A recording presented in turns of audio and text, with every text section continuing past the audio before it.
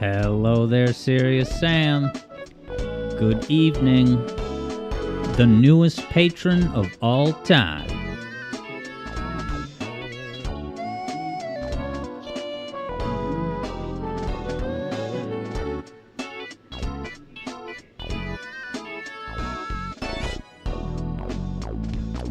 It's a Mario time.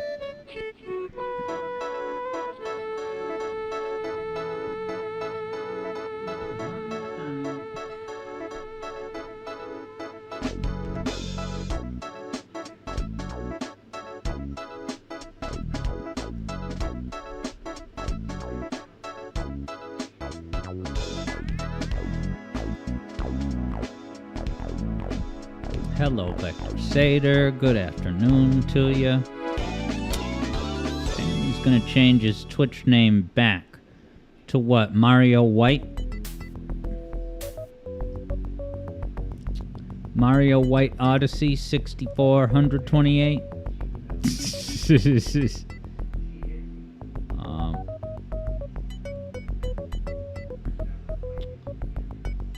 Alright, Serious Sam.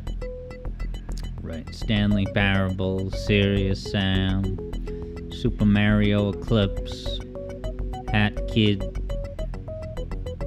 Mario White. Hey, how's it going, Prism? E to you too. What's up, my man?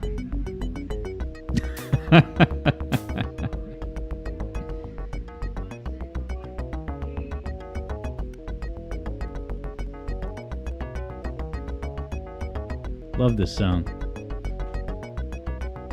Mario time.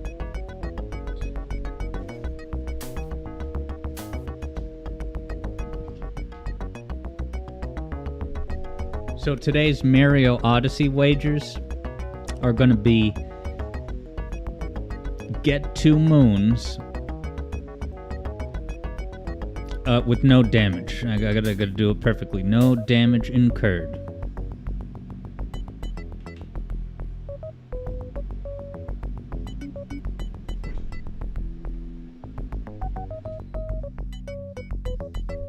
And the first thing we're going to do is go to that upside down pyramid. Hey, what's up, JJ?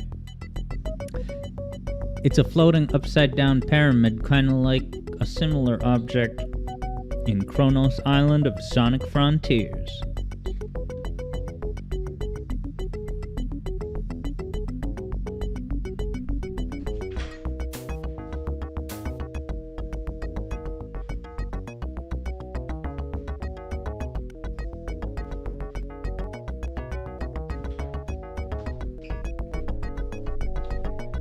Hey, what's up, Alex G?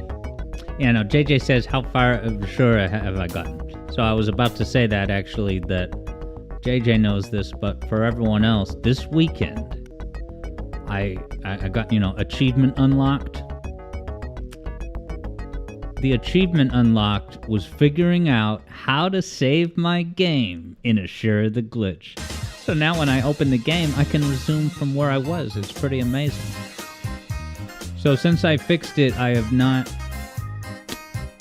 Since I fixed the saving thing, I've only started a new file, and I haven't gotten to Spring Dark yet. But as soon as I make it to Spring Dark again, I'll be able to resume there for all future sessions. But yeah, how you doing, Alex G? JJ is flabbergasted that you made a full save system. Why? Was it a tall order?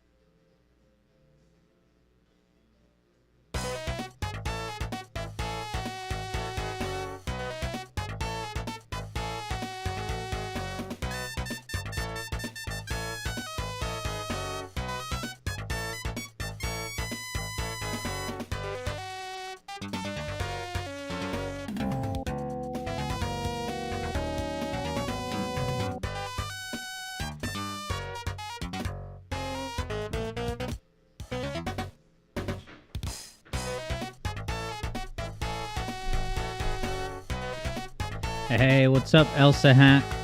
Isn't it cool that I'm here this time and able to respond to your messages? I felt so bad. A couple streams ago, I forgot to open the YouTube chat window. But you bet it's open today.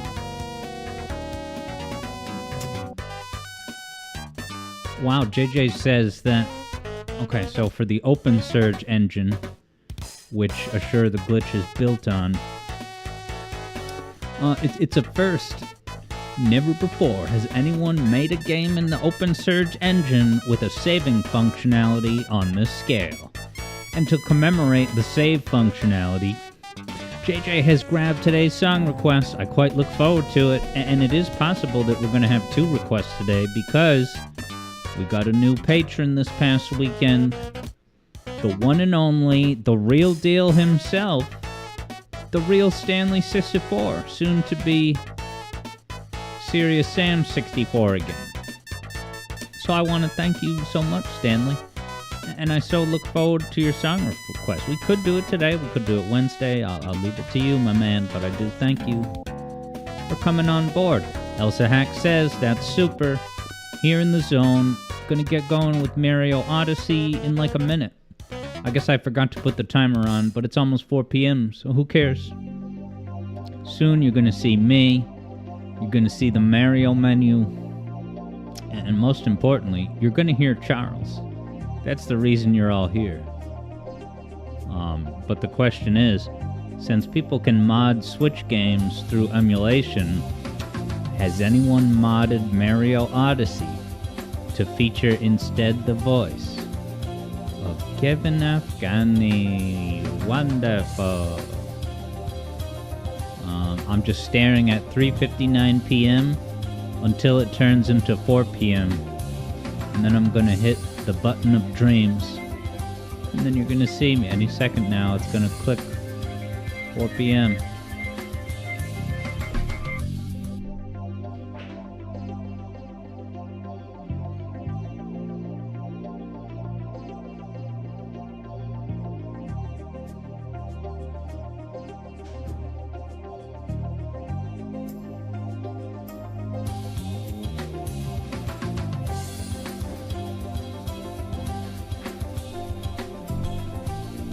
Showtime, baby. Hey there, what's up, people? Welcome to the Alex Yard Zone. Yes, JJ says Mario Odyssey. Hey, what's going on, Zach? The Very Lucky Engine Productions. How you doing? Glad to have you, as always. Yeah, Stanley wonders if I am playing on real hardware. And the answer is yes. You want to know how many hours of modded Switch gameplay I have logged? 0. I'm not cool enough.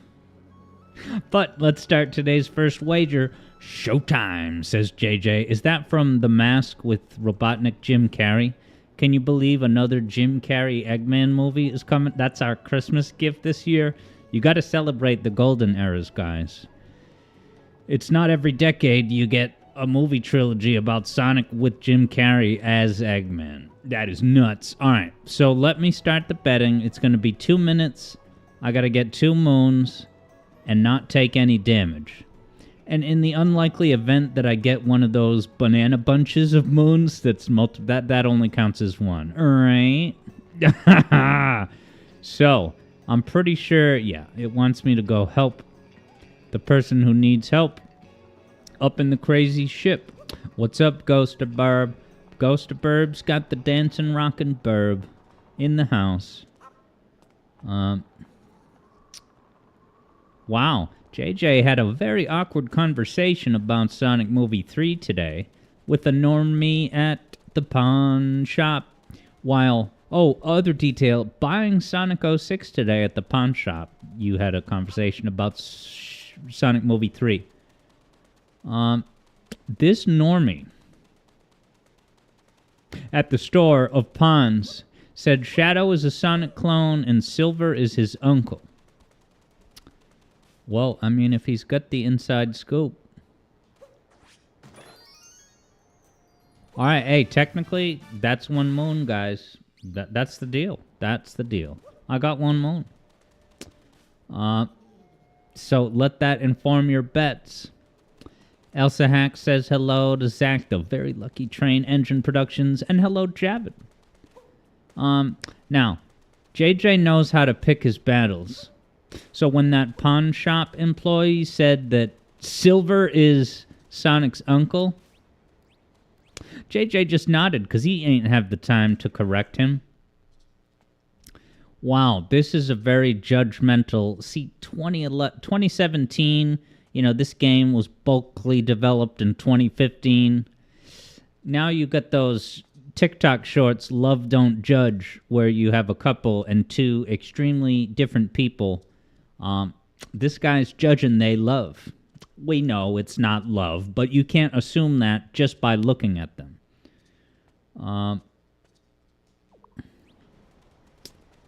All right, time to go in the very obvious Sonic Frontiers upside down. I'm not going to take any damage, is the plan. Look at those coins spinning around. I thought that only happens in Mario Wonder. All right, can I... Those things have no altitude change. I can probably take control of a bullet, William. So let's do that, man.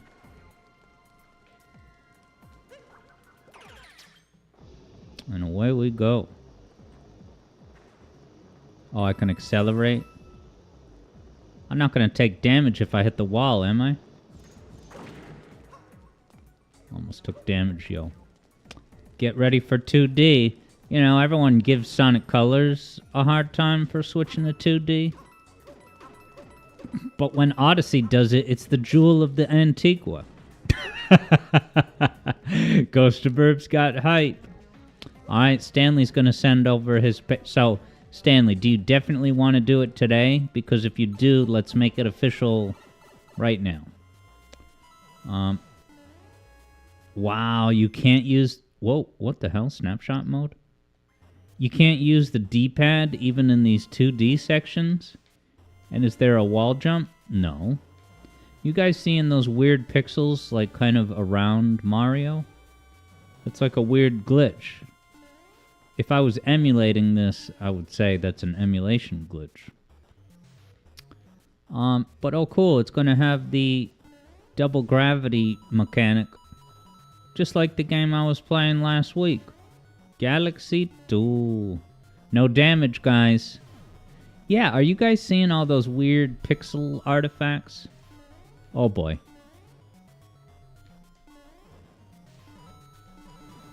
I wanted the coins. Guys gotta eat. No damage. I love that. Here I am thinking I got a wall jump. No, just let gravity do the deal. Okay, JJ says it's an aesthetic thing. Oh yeah, you can see it. Well, when I was standing on this, the pipe had a ton of stray pixels. Don't you love this minimal music? Oh, don't get got by the guy around. At your school, did they have any rules about cutting corners, like literally in the hallway? And the Goombas have the hold the button physics. Don't take any unnecessary risks. Okay. Game audio needs to be a little louder. Yeah, I guess I'll wait until it goes back to a music, because there's barely any music here.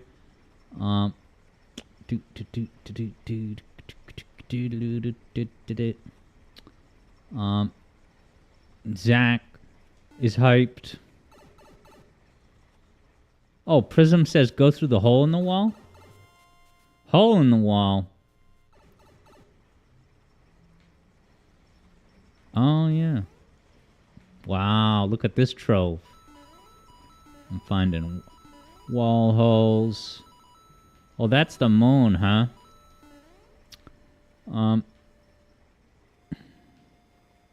Should I count that?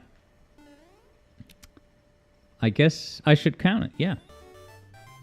Yeah, let's be very strict about the rules. So that's 2 moons, so there's a payout. Alex G knew about the bonus moon. Well done. Alright, so who's today's biggest winner? No one. Submissions are closed. But I know that I won. So, why don't we go ahead and try to scoop up 2 more moons? Now, if that was a side moon, I would think that there's a true moon coming up pretty soon. So, betting is open for the next 2 minutes. Is there a courtesy crevasse over here, crevice? No. It's a style choice with these pixels. You know, like Jet Set Radio still looks good today. Even on a native Dreamcast. Prism's got that hell yeah approval. Wow, Mario just got a haircut by that Bullet Bill. Wow, they become true definition. How nostalgic. Oh, that button centers the camera. Wow. Ooh, camera dangers. Okay, so the Bullet Bills open up the open. Nice. So that's another. Now I have 6 hit points. Sweet. Alright, so I need a Bullet Bill to get across this gap. So let's go get another one.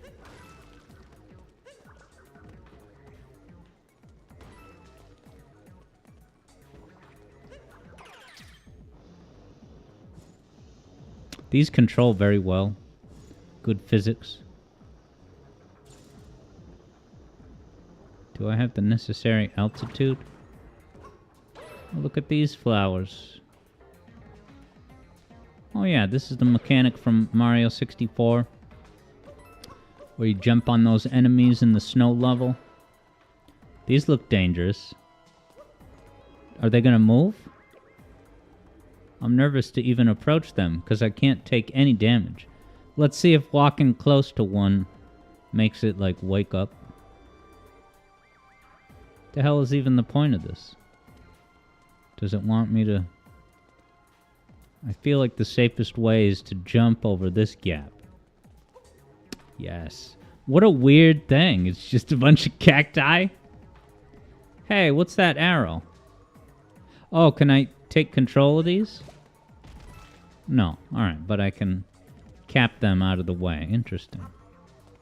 You think there's a moon in one of these?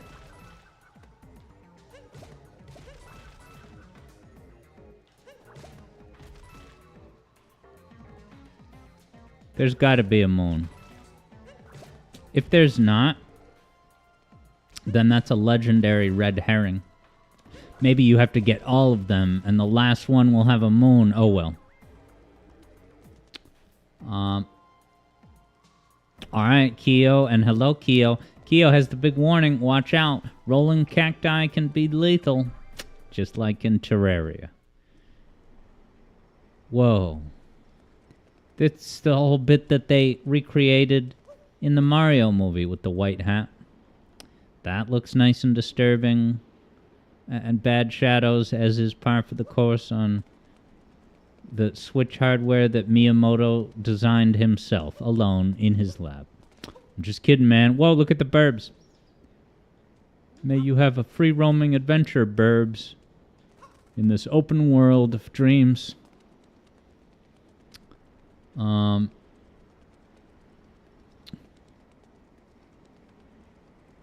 Yeah, JJ says that was funny one. All along, Cappy could have easily dispatched the cacti. Oh, well. So now I gotta fight a boss taking no damage. And look at these deadly 6 mother flowers. This is... Oh my god. It's the rabbit gang. Some of them are skinny, some of them are wider. They all have a different color. They're kind of dancing in place needlessly. Love you, Furukawa. Alright, so since I played this game on expert mode, no damage, right? It's a science in itself. Learning an enemy's attack pattern on the first attempt. You just have to throw Cappy into the spike ball. Does she want a bop on the head? The spike ball wasn't enough, but Mario's body weight was enough to inflict a hit point. That's stupid. Now I wonder if I can cancel any of these fire cacti.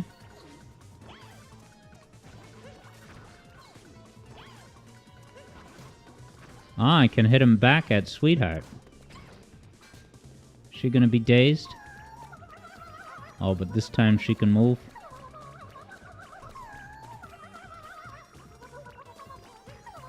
She takes turns, it's hard. No damage so far. Uh-oh, flying saucer with S&M spikes. Look out, peeps. She's acting erratically. I wonder if her movement path is RNG. Oh boy. Way too much lava. Ooh, that was way too close. Alright, watch her movement, and goodbye. No damage, but this is only the first moan, I believe. Ghost of Burb approves of what the Burb did. And yes, happy birthday to the Burb of the day, Maki. Mario is so happy about Maki's birthday. Look at him.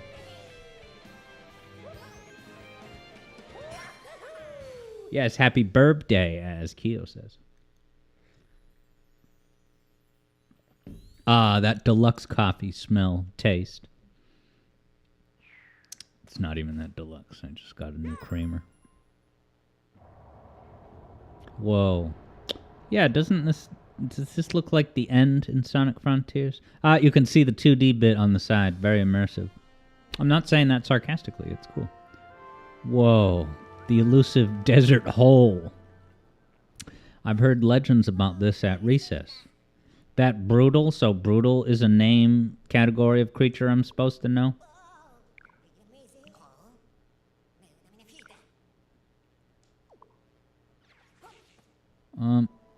So I have 1 out of 2 moons, so to speak. And no one bet that I would die. But that's alright. Yes, as Kyo says, banana cluster of moons. Yes, and Kyo notices, yeah, it's cool how realistic the way he's shivering, and a very cool subversion of duality where you're like, wait, Sand World is the cold one?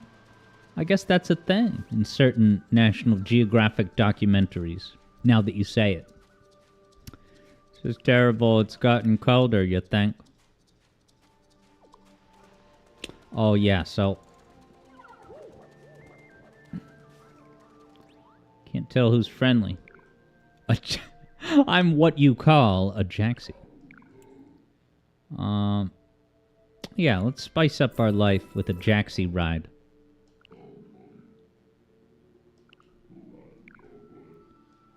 Watch yourself, I go quick. Alright, so break. I would assume that I can plow over these enemies. Yeah, baby. Look at all this content efficiency. Get me back to the pyramid. Crossing over cacti. Just go into it, right? It seems intuitive enough. Whoa, no fall damage. Underground temple. Look at our boy. He's cold. Keo can tell you, deserts get cold at night. That's the thing. You guys ever watch... And the reason you know that that's true is because it's confirmed on Breaking Bad. The old trope of TV dictating the world. Yeah, the classic episode where they're cooking meth out in the desert, but then the battery dies. So the battery of their car, they're stuck in the desert. And it gets freezing as all hell at night. You can play as a Goomba. How about a dash? Alright, screw that noise. If I disinhabit this Goomba, will its corpse just die, or will it resume normal Goomba operations? Alright, normal operations, but you can kill it.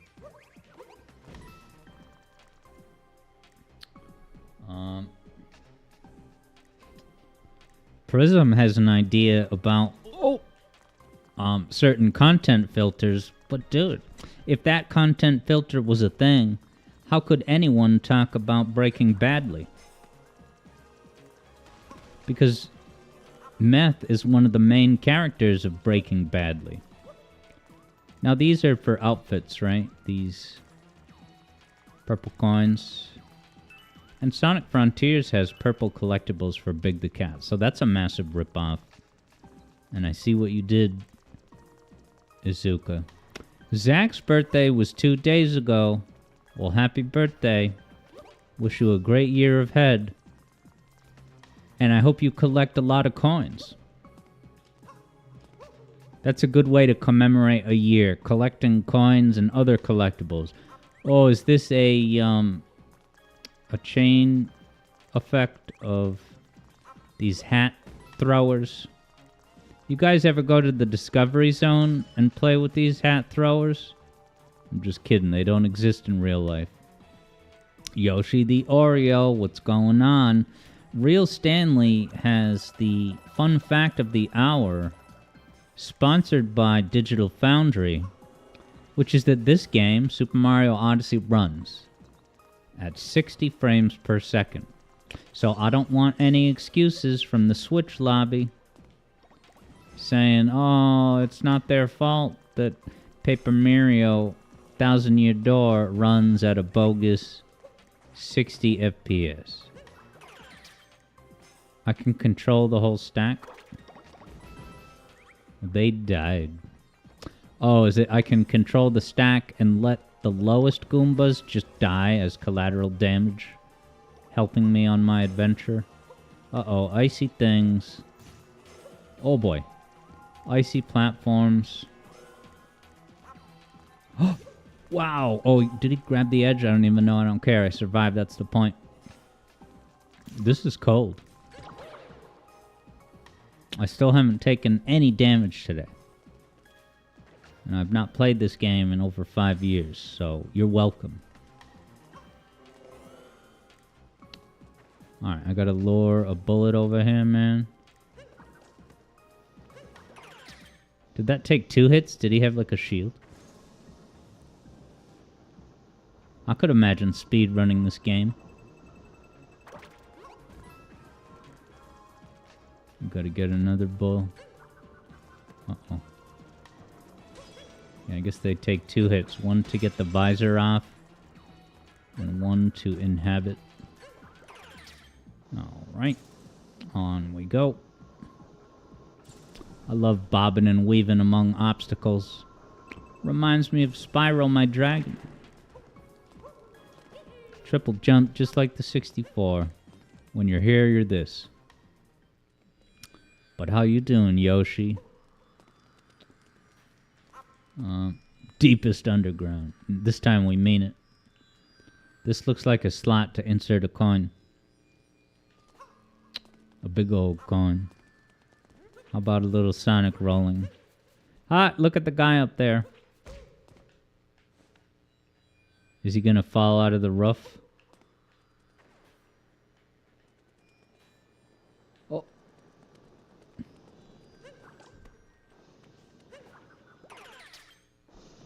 Where are we going? Is this a boss arena? Am I gonna have to fight another one of the Deadly Six Wabbits?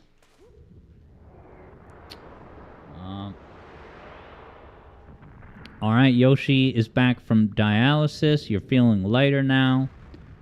Enjoying a turkey omelet. Oh, well, I wish you the best possible rest of your day, Yoshi. Yes, now JJ points out Nintendo loves hand bosses. And why is this? Am I supposed to inhabit this hand? Yeah, I can think of that boss in the pyramid in 64.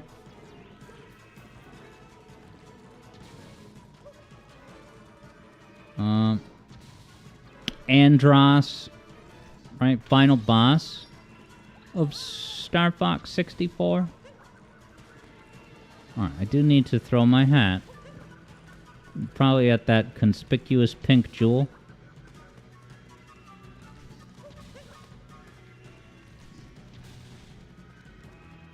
Or maybe it has to be like... Ah, it's trying to run away and has a pouty face. Absolutely incredible. No damage all day so far. Is this something useful? Uh-oh. I was not expecting that. I took damage. There's my first hit point incurred of the day. That being said, no one bet that I would lose, so... You guys aren't going to lose any points. Because I never throw points into the digital ether. I would only take points out of your pocket if they are going to someone else's.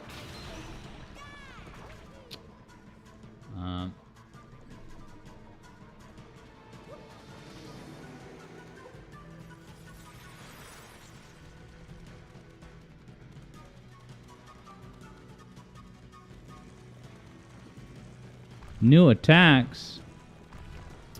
He's clapping. He is this game's laugh track. Dang it. That's another hit point, man. I don't think there's anything I can do to make them get stunned. But that one is stunned. Oh, he's tricky. But I can bob... Ah, look at him spinning around. Look at his pouty face. Get the hell out of here. I love the kind of rainbow streaks coming out of it. Wow, Yoshi is going to bet 10,000 hypothetical points for a win. Hypothetical points? Are they crypto points? Ah, okay, I didn't realize. Javid points out that punching the ice block stuns the hand. Okay, so to hurry it up, you would want to bait it into smashing down right on top of one of those ice surfaces. Is the desert restored to normal temperature now? Oh, it's hot now. Yeah, all right. I'm going to catch Bowser.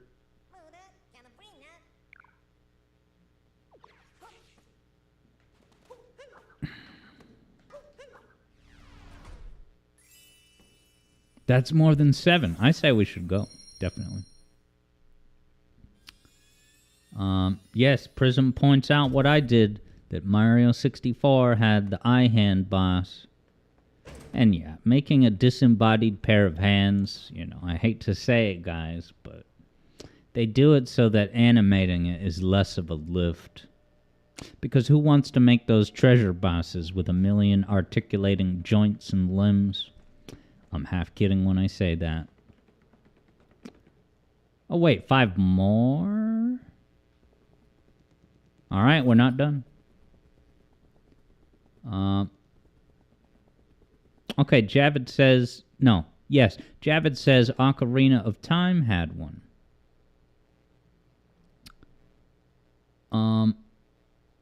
Why can't I picture it? Is it...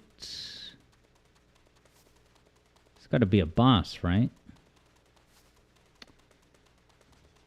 Or we could... oh, look at the doggy! Is this the Uli Dogecoin dog? Where'd he go? Come back here. You're the center of attention. This really is an open world game, huh? Can you pet it, like in the Chow Garden? You can't become a dog?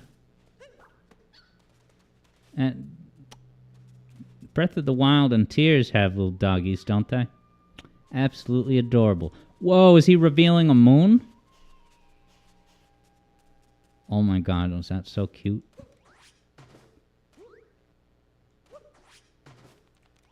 Am I not right on it? Wow, Doggy Moon. Good boy. Oh my god, that's so cute.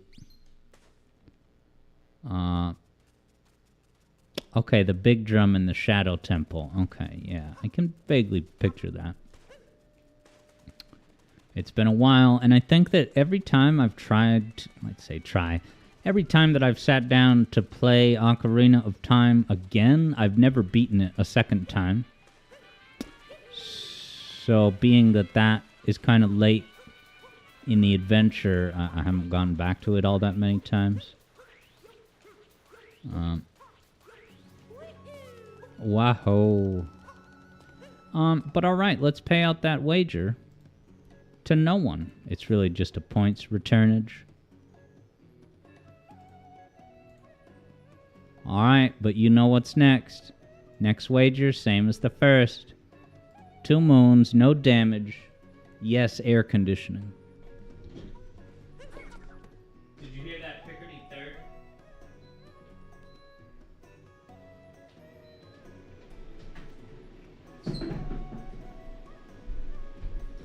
There's a Picardy third in the melody. It's just I haven't talked about Picardy thirds in a music theory video yet.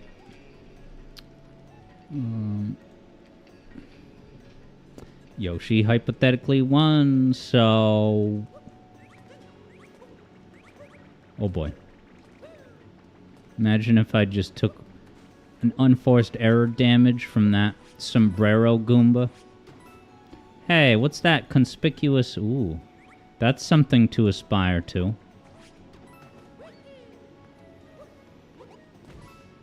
Can I go around the way?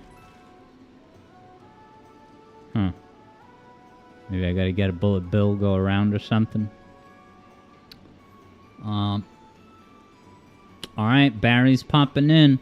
Can't stay, but is keeping that streak alive. Great to see. What is... You said you've got sound off? Oh, I see. You have the sound off. You know, no audio, Alex. Cool, man. Always great to have you pop in. With sound or not.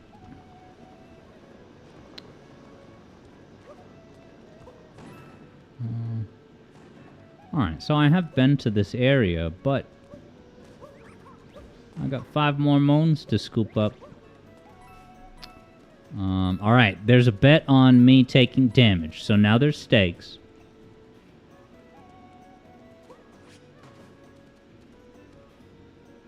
Is this encouraged?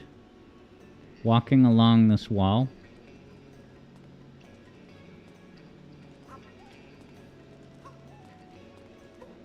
Clearly it allows you to. And this game must have a robust wall jump functionality. Yoshi the Oreo is thinking about them stakes. Prism has a high recommendation for Pikmin. And you're saying the music, you know, evolves and changes depending on your progression. Adaptive dynamic music, is it? Yeah, it's the most interactive music that Nintendo has ever made. Yeah, I've never owned the Pikmin games, but I should try to get my hands on one. Do you think it would be good for a stream? And what the heck was the point of coming over here, man?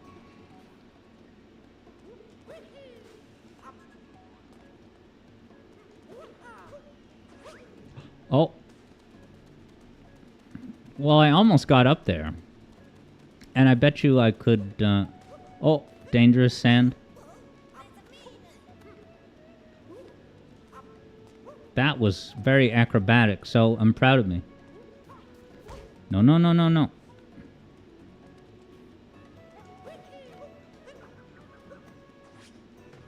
Yeah, there was like a dash that I did, right? I feel like I did a mid-air dash.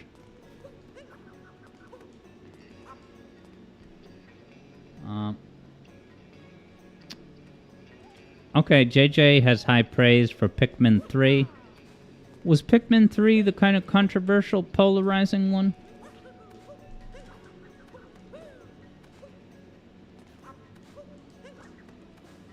How did I do that before? I did a mid-air dash. But yeah, Prism says that Pikmin is one of Nintendo's hardest and punishing games ever made. Alright, that could have potential. But let me see, there's got to be, I really feel, because a lot of these games have a, yeah, this. Okay, while Mario is falling, alright, that's what I need. So SL and Y, that's so specific. This game has a lot going on. Alright, ready? I don't even think I did it, but I would still manage to get up. Please be a moon up here. I would feel proud. Have I been here?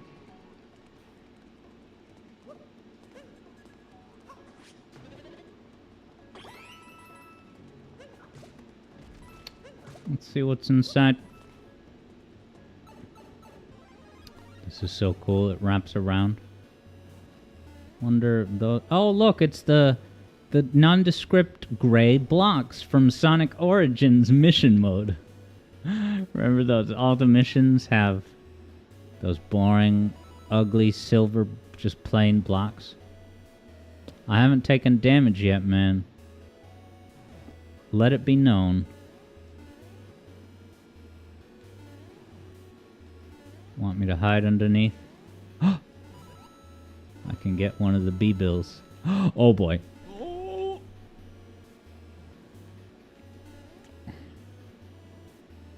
I don't recognize this from last time.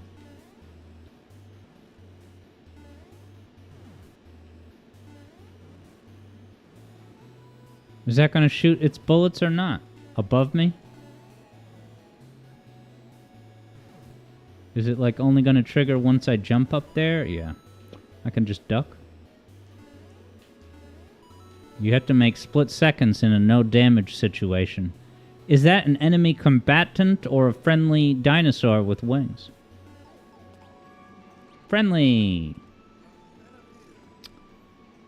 Traveling to glide. Am I gonna get a glide? Like in Tears of a Kingdom, Breath of Your Wild? Oh, I have been up here. Hey, what's up, Indie Gotcha? Welcome.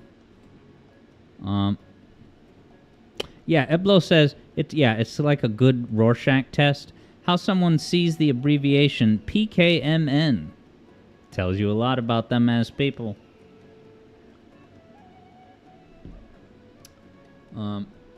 Prism's got the details about unlockable challenge mode in Pikmin. And Indie Gotcha also says, is this my first time playing? No, I did beat this game like 5 years ago, so it's not very fresh in my mind. So it kind of feels like I'm playing it for the first time, you know, a little.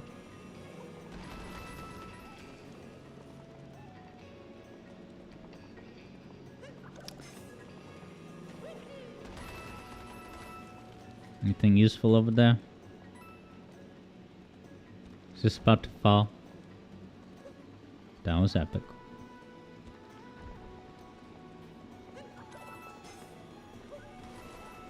The blocks. Bump, bump, bump.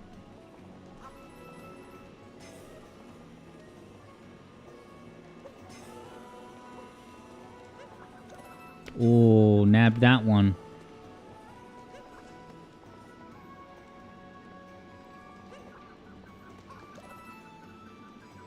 Is this gonna fall? Alright, onward. So I remember I got this one last time.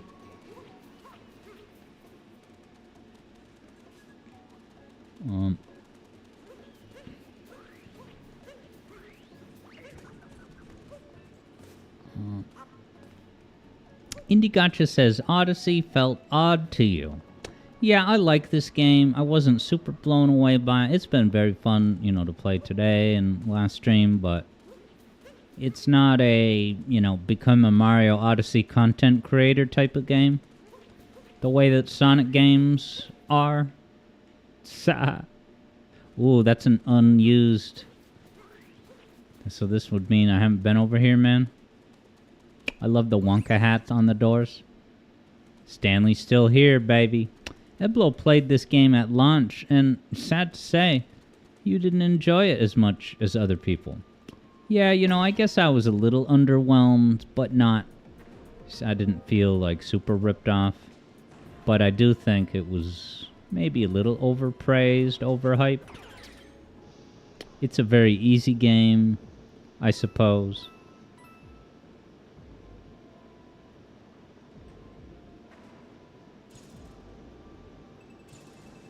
Where the hell am I supposed to go? Goes there.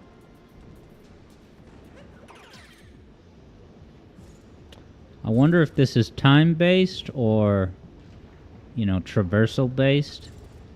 Is it set up the genius way like Pokemon? You know, in Pokemon, when you go to the, what is it, the jungle zone? Ooh, a moon.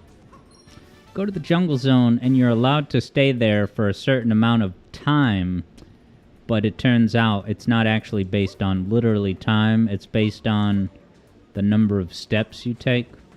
Can I inhabit that stone face? Whatever.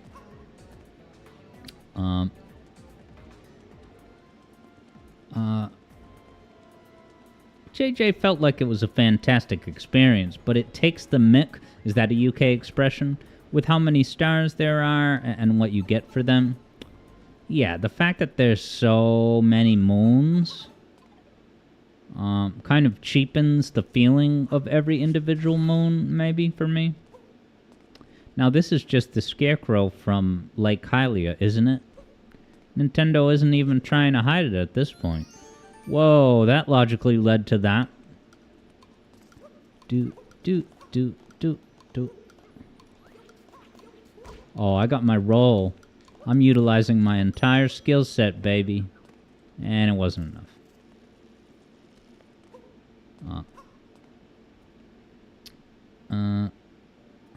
Huh. Indy says wall jump feels nerfed in this game. Like, is it... You mean it's too easy to do a wall jump?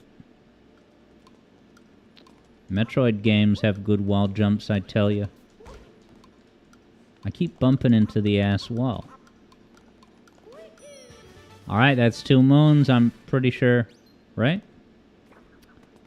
Yeah, I got the one... Yeah, I'm 99% sure that was 2. Moon market is flooded, I agree, as Eblo says. Yeah, Eblo says for you it was how easy it was to just beat the game on a basic level. So, nice job, JJ. Picking up that victory. Alright, it's 4:40, so we'll do at least one more wager for sure. And that wager is open right now for 2 minutes. Make it count.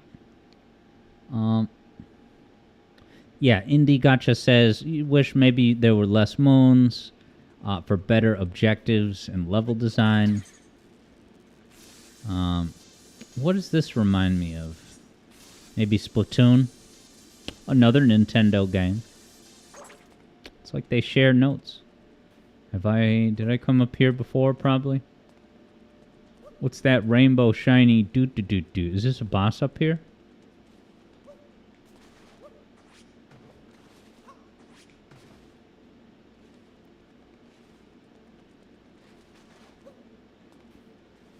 How intriguing.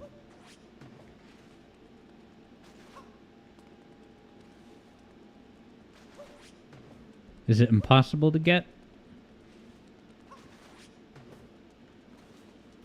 Do I have to throw my hat to become the bump in the ground? Oh. Moon, there's one. I'm the man.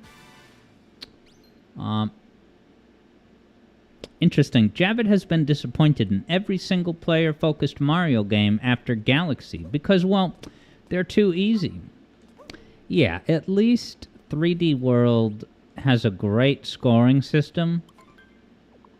You know, so there's so much more to do beyond just beating the level. but I don't think... I think the closest you could get in a game like Odyssey is speedrunning it. And look, there's a speedrunning scene for this game, which is pretty cool, because of the moves, there's so many powerful movement options you have. What with the cap and such. Actually, maybe I should go in there. I guess I thought I was already there before. But no, this is just the pyramid. So I just want to... I guess I already climbed up this pyramid. Yeah, there's the cactus.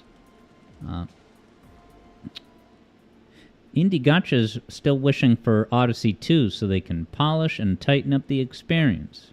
You know, like they did for Galaxy 2. Eblo says... Oh, look, a burb. Eblo says... Oh, wait. It's shining. Eblo said something, and we'll get to that. Don't you worry.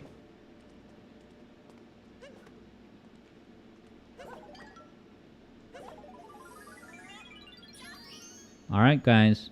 That's the magic of Odyssey. You can get 2 moons very suddenly, and then you won the wager. So let's pay out that victory to Indie Gotcha. Way to go. 2 moons in the blink of an eye. Elsa Hack says, if real-life time was step-based like in Pokemon, we'd have a much better excuse to stay in bed more often. Imagine that. You could, if you had to study for a test... then you could just stay put. And you can just delay the test. That would be a good SNL sketch. Time only passes for each step you take. Or a movie. Forget SNL.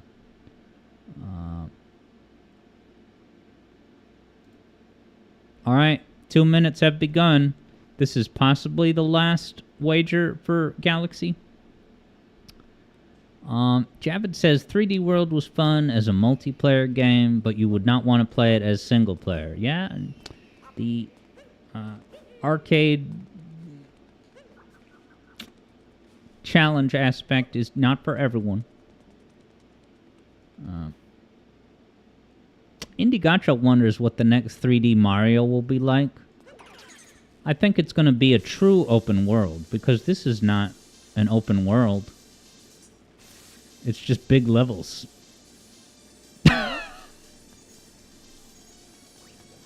And I mean, is Sonic Frontiers truly open world? Open world... Oh wait, this is this spot? Oh wow, you can see those burbs standing on the invisible bridge. Well, I must have enough moons.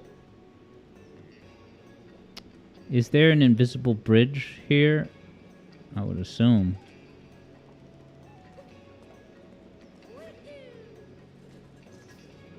That was awesome. Alright, so we're back here. But I don't think I've explored this yonder. Moon coins, how adorable.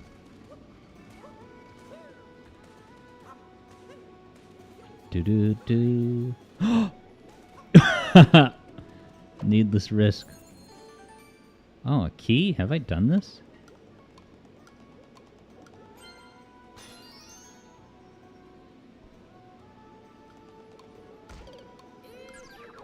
Freaking insta-goop.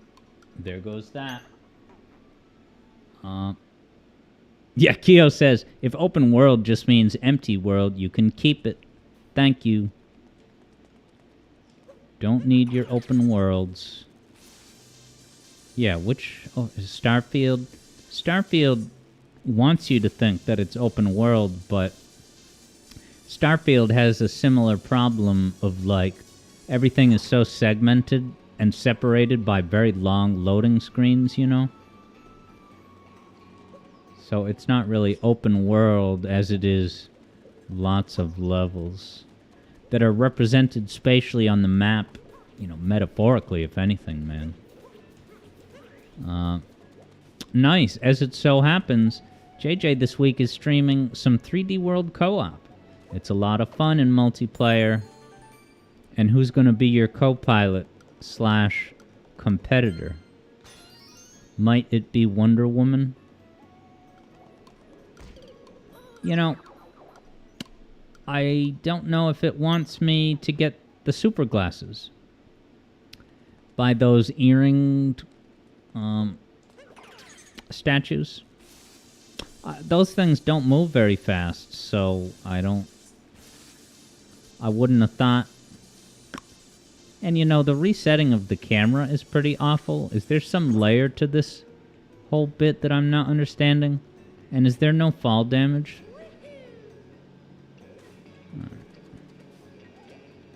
I mean, let's see what happens if I go this way. Stupid camera.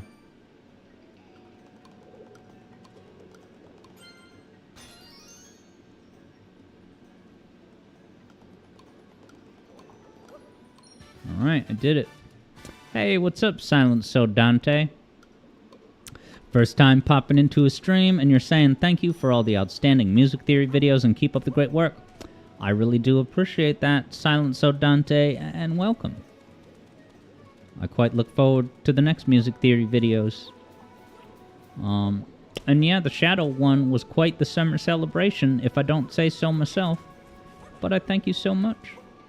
Ghost of Burb is a welcoming hello, checkered flag. Well, I gotta have the necessary amount of moons at this point.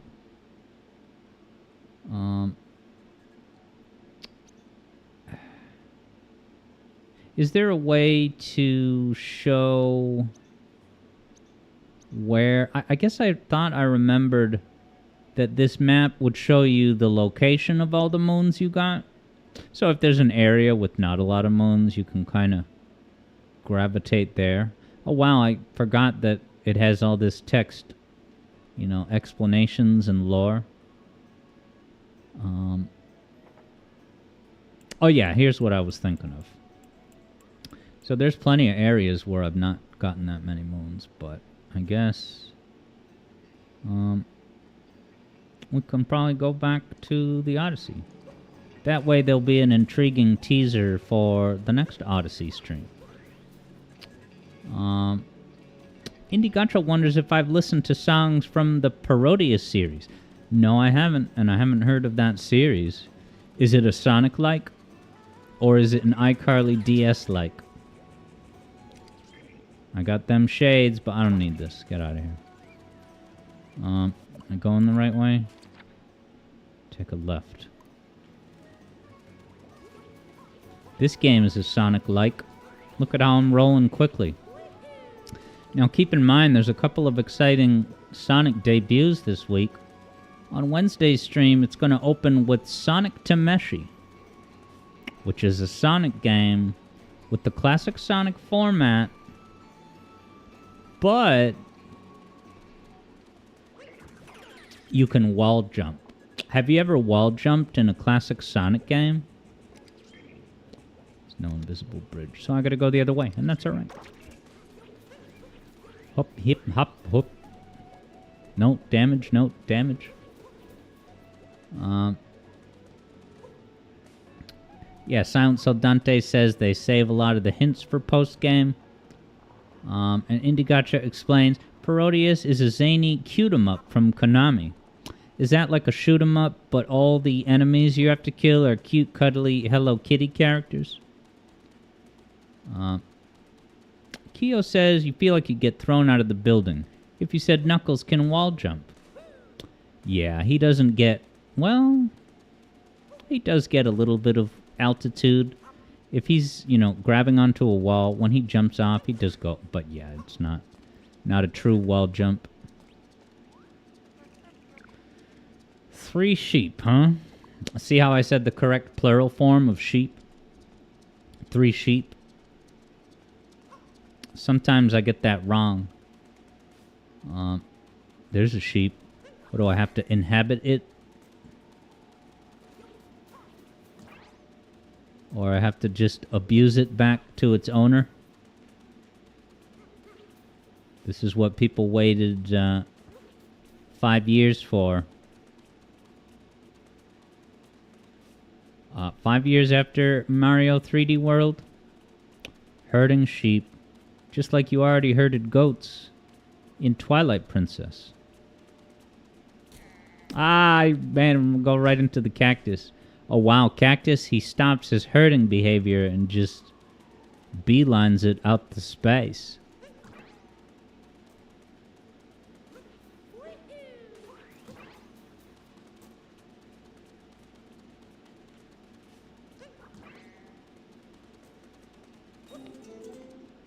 He's gonna stay put, right?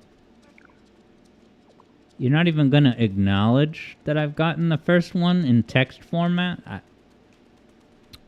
Nintendo has a lot of money to pour into such design elements.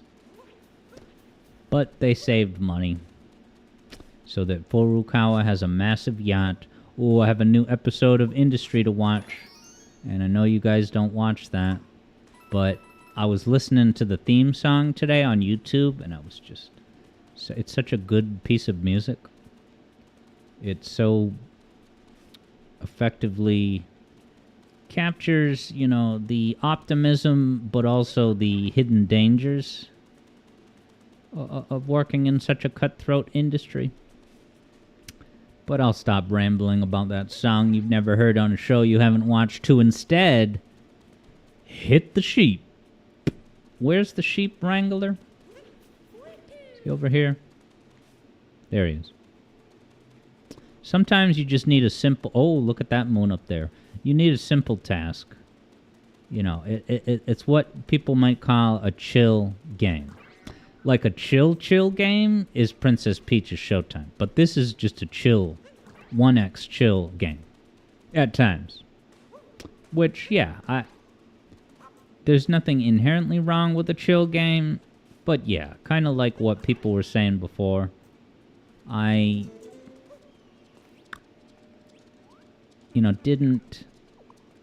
guess I was expecting a little bit more. I was expecting something on the caliber of, how I felt when 64 or Galaxy or even 3D World came out. But it didn't. It's just wander around, grab mons, hit the sombrero sheep.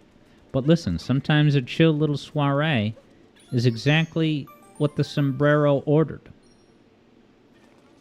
Yeah, baby. Alright,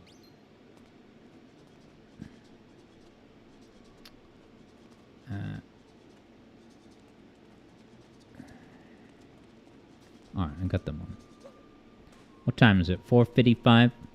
So yeah, this will be fun doing some ranks in Sonic Adventure 1 because when I mentioned it on Discord, someone, maybe JJ or someone else, I forget, I'm sorry,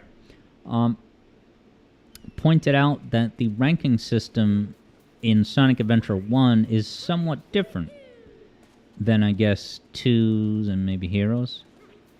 So I'm curious to see what kinds of actions are incentivized.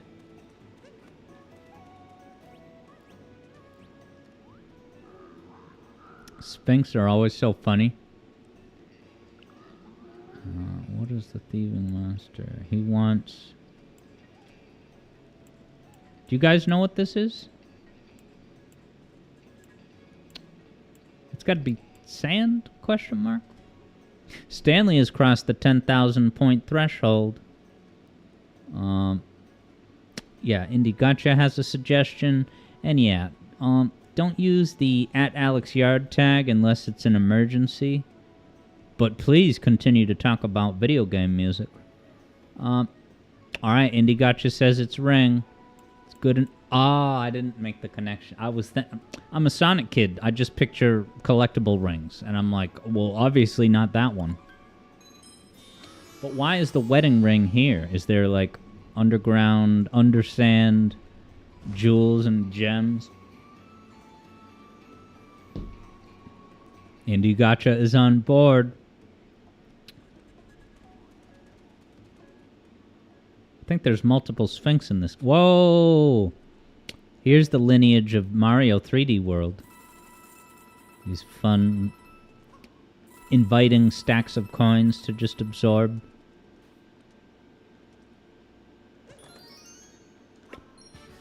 Collecting moons, taking names, My name's Reggie. Is GameStop hiring? Because I need something to do. I'm bored in my retirement from my Tendo. What time is it? 4:57? Can still make it back to the Odyssey and get a teaser glimpse at the next world. Alright, do I gotta go downward? Where Mario is facing? Yes. So let's Sonic our way back to the Odyssey itself. Yeah, now yesterday I was hanging out with Serious Sam for a bit. And Serious Sam, the real Stanley, got to see an exclusive, never before glimpsed by anyone, behind the scenes look at how I make the weekly streaming schedule. I'm telling you, Serious Sam Stanley got visual access to my Adobe Photoshop screen so he could see me, and I was kind of talking through like, alright, first I'll do the Tears of the Kingdom with the Banjo-Kazooie image in it. I don't know if anyone else spotted that. But yeah, that was fun. It's just, hanging out, chatting while I'm making the sketch. Alex G wonders if I've played a Final Fantasy game. Now that is a series with some banger music. I do own Final Fantasy 2 on a Super Nintendo, physical cartridge. And the reason why I own Final Fantasy 2 on SNES is because I won it in a YouTube contest more than 10 years ago. It was a YouTuber. Oh yeah, you hit the fork in the road. Lake or wooded? Lake looks icy. Wooded, that's just Planet Wisp. And the Paramount Mountain is in the background. They're not even hiding the influences. Jeez. Wow, and you can see like a Superdome. Let's go wooded is what I'm I think this might be the one that Koji Kondo did the music for. And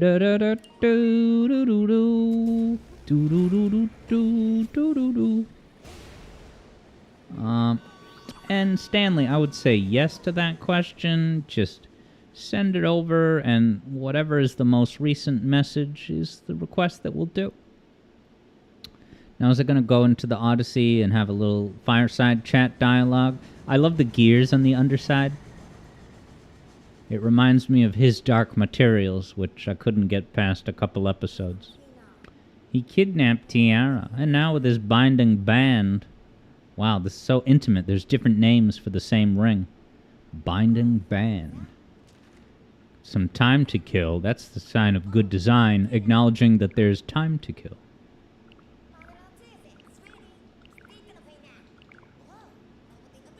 Soiree bouquet? Hey, soiree is one of my words.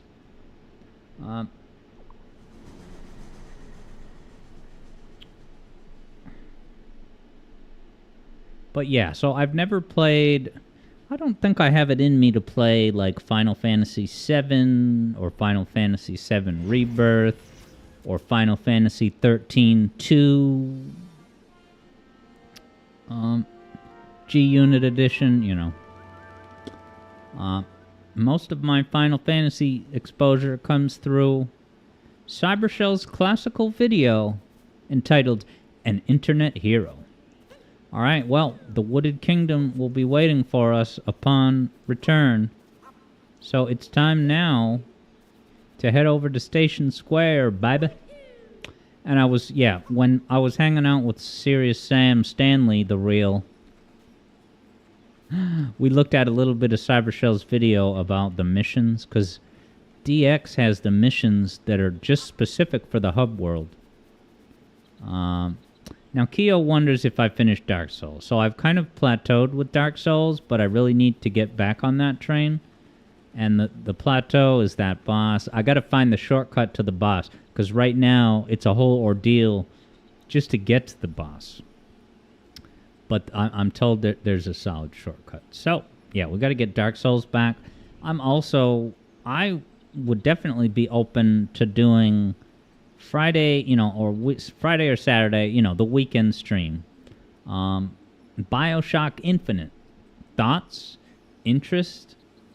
Indie Gotcha is taking off, so I'll see. And thanks for hanging out with us today, Indie Gotcha. I'll see you next time. JJ says, open Dark Souls up to co-op. What, where I summon a JJ to fight in battles? Or do you fight... Can you co-op the entire game online that way? Look at these very pretty, elegantly flying butterflies. Wow, they disappear, though. We didn't want to keep animating the butterflies indefinitely, so we just made them disappear. Indie Gotcha might come later. I'm going to send you guys to the hold-up zone while I change the wires to bring you Sonic Adventure 1, the A-Rank Odyssey. See what I did there? I'll be here all weekend. Each area in the game can be done co-op, confirms JJ. Let it be known. See you soon.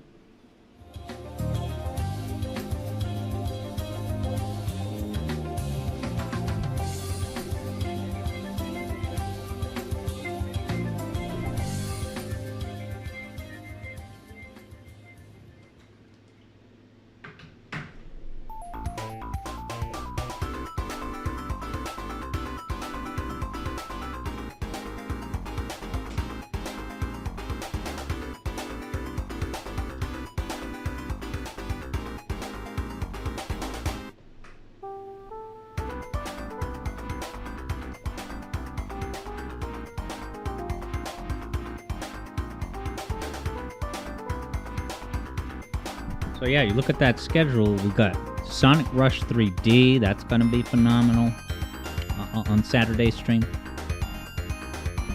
And more importantly, Sonic Drift 2, right under our noses all along.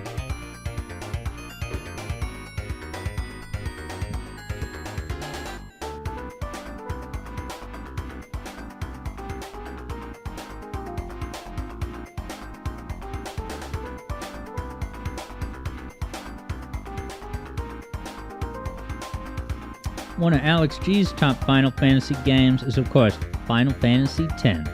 The composer, Uematsu, does amazing work on that game. Yeah, I have listened to a fair amount of Seven's music, and I liked it a lot.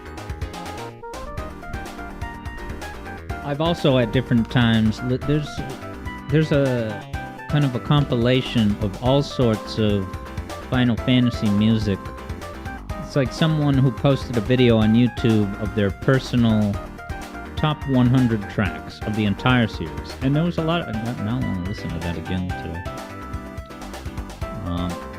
Sonic Tian says, what does blue mean?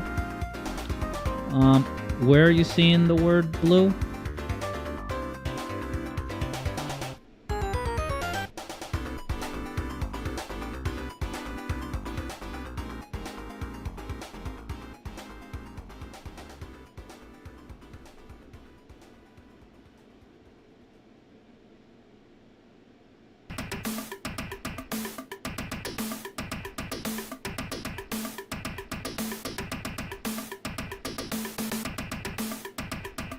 Yeah, Keo says, you think Final Fantasy might be too much on my plate? Alright, so Sonic wants to know, why is Sonic blue? It's because he's the opposite complementary color of Tails. And they knew they were going to make Tails even as early as the first game. Tails was cut content from Sonic 1. Didn't you guys know that? I'm just kidding, man, but imagine that. I mean, the 8-bit version of Sonic 1 has that sky-based level, so a guy can dream. Sonic Adventure, the game.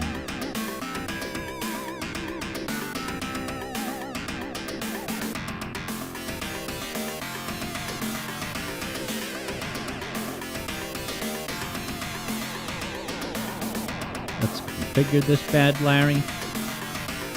Alex G has been gradually playing Final Fantasy VII Rebirth for like 6 months.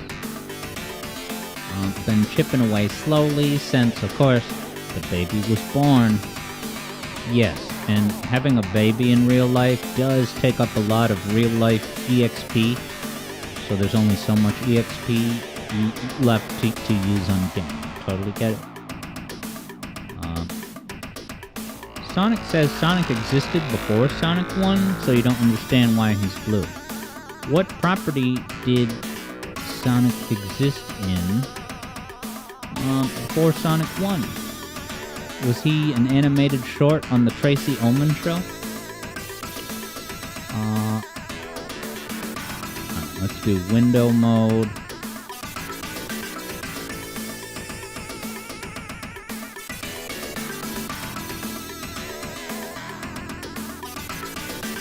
Well, actually, let's do borderless full screen. See how that goes.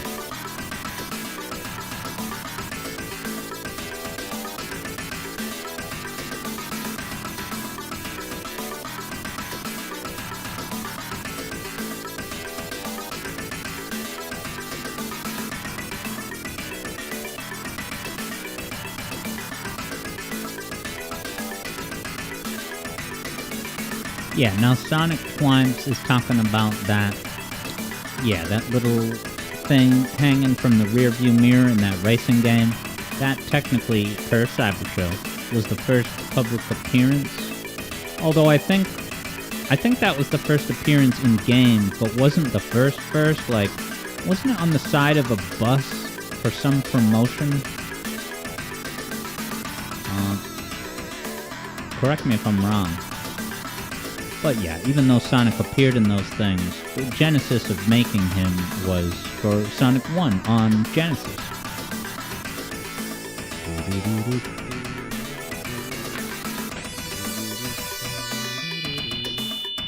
Okay, so, Ghost of Burb is saying because of the Sega logo. Yeah, so the Sega logo was blue before Sonic, right? So that makes a ton of sense. Why they would just go with that.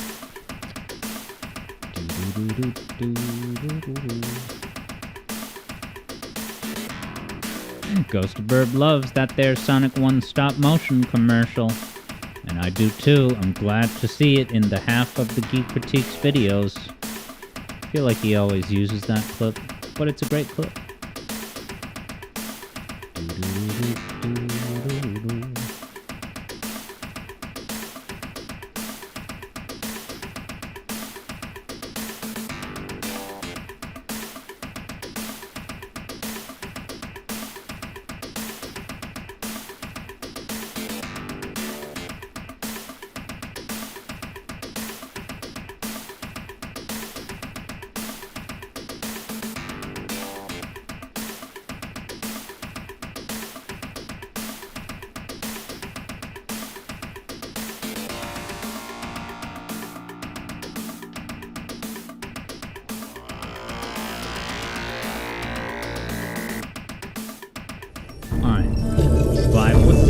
Too loud, sorry.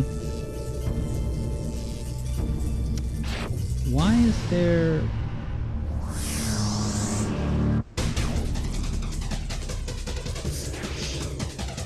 I'll go with that. Sorry for the loudness. Yeah, vibe with this for a moment, and we'll get going soon. I'll be back on screen. My watermark will be back on screen.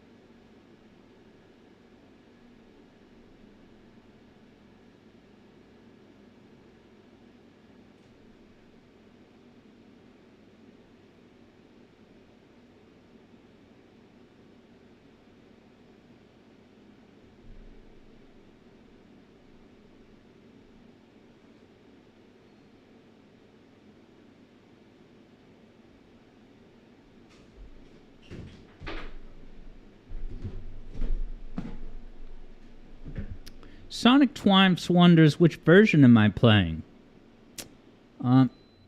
JJ wonders if the game crashed. Let's see. There we go. I think it has to do with switching to OBS. It can continue the intro, but not load the menu, maybe.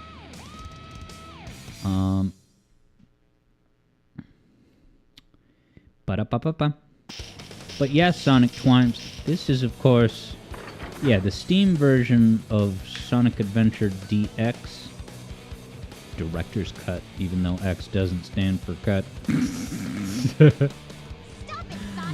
But I do, as JJ pointed out, I have the very necessary Better SADX mod, which fixes this game's massively problems.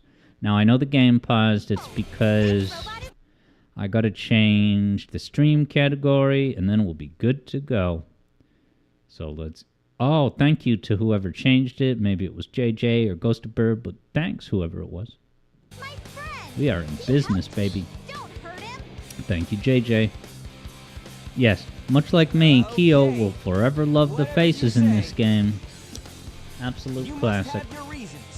Let's get Alex on screen, though. I must have my reasons for doing so. There I am. Hey, the ship is losing altitude. I love that. Oh, the way he says the word altitude. I could listen to that 1,000,000 times per year. Well, what about you? I'll find that Eggman and put him out of commission. Ghost of Bird was thrown off by Amy's voice because you've only ever played the game in Japanese. I've heard of folks that do that. JJ says, a sub-preferer. But yeah, Wackadudes. Hyped. This is happening indeed. Select your file. So, yeah, I should probably just do my number one file. All these little... Alright, well this one... I guess that's the only file that I beat. So, I'll do this one, because this will have the most levels unlocked in mission mode, I assume. So there's trial mode, and then mission mode. I think that mission, the one I'm currently selected, that's the hub world stuff. I'm curious, I just want to see what... Is this like the flying minigame and stuff? Oh, never mind. This is like Sonic Origins Plus emulation. I wonder, looks like there's other slots. Can you unlock more games? I didn't realize this. I love that sound effect. To go back. And yes, Kyo is right. This is not in the Dreamcast one. Yes, and Cybershell's video documents all of this stuff that was new to Sonic Adventure DX. So let's at least start with Trial. Alright, so there's the mini games like the flying and snowboarding. Select your I think character. we should just try the first level. Okay, JJ thinks that perhaps all 12 Game Gear games are unlockable every 12 emblems, or maybe every 10. Let's get him. Wackadude confirms this emblem mechanic. Select a stage. Select a stage. He's reading it like Tails. Yeah. Let's, So, you see there's 3 emblems, but I don't think I can choose, like, which one to do. But maybe it'll tell me... Alright, 50 rings and destroy the capsule. So, is there not even a time limit? I didn't use the Destiny shortcut. What do you have to, do a spin dash? And then jump up. I don't know. Stanley resent his video game request. And did you guys know there's an Astrobot hangout today? After the song request. We're just gonna hang out for like 15 minutes and look at a couple of moments of gameplay in Astrobot. Specifically the parts with the tributes that we're interested in. I would imagine there's some interest in Ape Escape, especially if I Can't Do pops in. And you know that I want to see Metal Gear Solid. I got 50 rings real quick, baby. No problem. But I have to protect said rings. So this is, yeah. Now, playing this level, even just on this mission, makes this a little bit more like Sonic 3. You gotta keep your rings, right? Because you don't necessarily have to always definitely keep your rings in Sonic Heroes.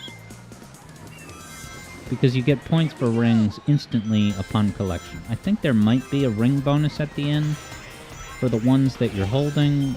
You would think that I would know that, being that I'm in the middle of an All Emblems Odyssey in Heroes. Yet here we are. Don't let Sonic land in the blue water because Olalilia is scared of the blue water. How many of you here today, let me test your Olalilia lore. Can you name any of Olalilia's irrational fears? Because I kind of just gave away one, which is blue water. Whoa. He was afraid of blue water because growing up playing Mario games, if Mario fell in the blue water, he would lose a life. So that was the genesis of Olalilia's fear of blue water. Third Bruno's in the house wondering if it's balloons. It's not balloons, not to my knowledge. Keo wonders, is Icantu a patron? Icantu's not a patron. But is still a cool cat. So I guess I defeated the first mission, right? Yeah, JJ wonders whistling. I don't remember any aversion to whistling or balloons. But another big one that I think is still in play. So he overcame the irrational fear of... Yay, emblem. The irrational fear of blue water. You know how much he loves swimming. Let's get him. What is still in effect is mirrors. Olalilia cannot cross through the path of a mirror. So if there's a mirror on the wall, he has to crawl under, you know, it's hard to explain, but if there was a cylinder of space that came out, he cannot enter that direct space of the mirror. And he had to avoid mirrors when he came to my house to hang out for the legendary series of videos, Grant Olalilia things. Alright, let's see what Mission A is for Emblem A. So, I don't exactly know how to structure wagers with this, but let me see what the mission is, and then I'll start a wager. I might not do a wager for every level. Okay, 2 minutes, so it's basically a time challenge. I like that.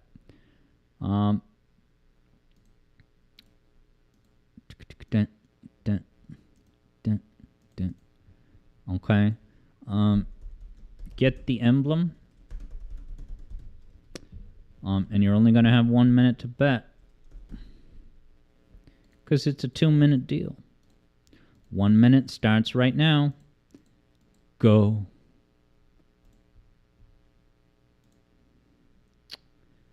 No.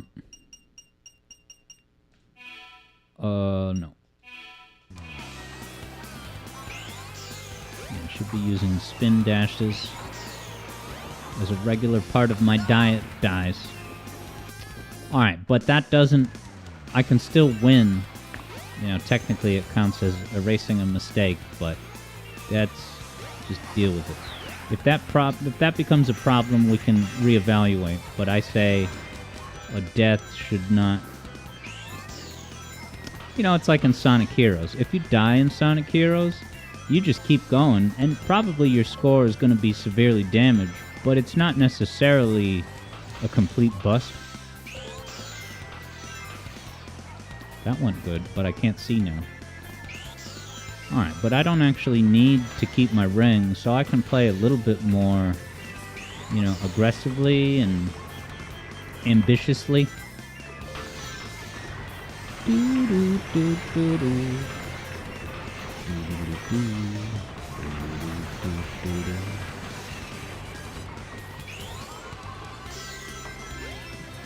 Dude, I skipped one of the springs entirely. See, this game does have some true physics elements. It's too bad what happened with the boost formula, but look at this. You can still play this right on Steam.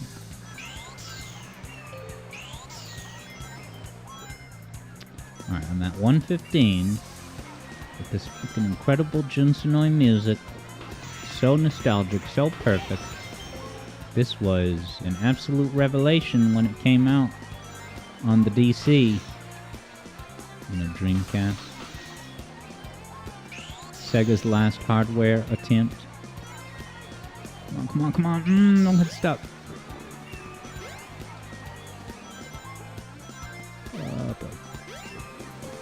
10 seconds.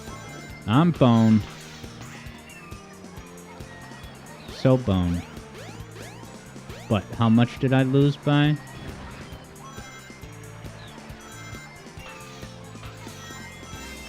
So good. Alright, so that was about 10 seconds off.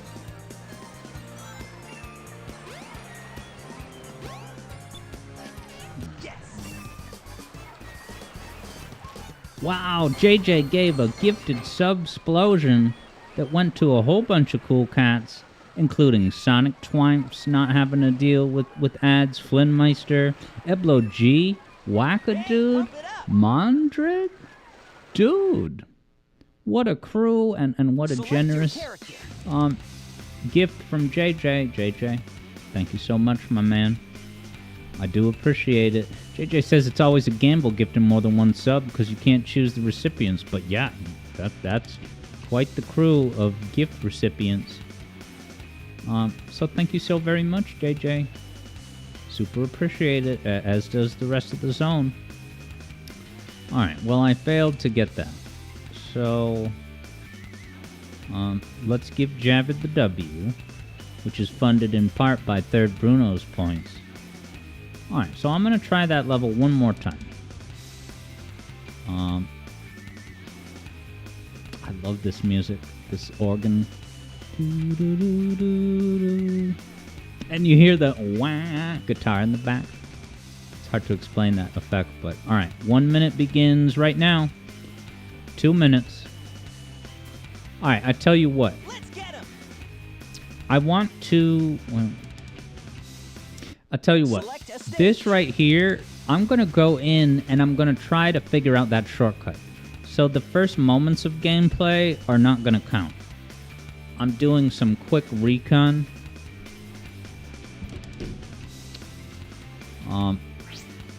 Because I always see people use this trick, you know, on YouTube and stuff, but I've never done it myself. So this doesn't count. This is quick recon. Relax, relax. Alright, so it's probably got to be using this ramp to get up there. Alright, cool. So let's now do it for real. Here we go. Somnul's in the house. How's it going? Somnul remembers spending a lot of time as a kid trying to find shortcuts in the Sonic stages. Yeah, like... That's a whole layer of strategy that I have not, you know, utilized all that much. Oh no, you don't want to get caught on the... Right. So, is that shortcut in itself enough to make up those 10 seconds or so that I missed it by? Wow, this spot right here reminds me of Sonic Heroes. I never noticed that as kind of like a micro callback. I'm gonna tell Izuka that at our next coffee date. God, is this so cinematic and perfect. Blew my freaking mind in 1999, almost much as it blew Sabershell's mind.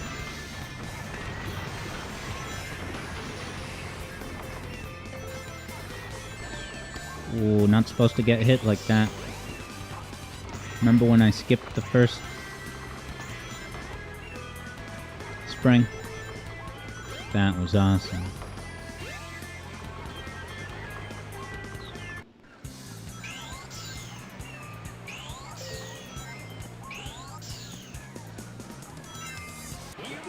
Oh, speed shoes. I don't think I got them last time. That's a benefit. 40 seconds left. Love this crazy automated loop-de-loop, even if it's automated. Come on, baby.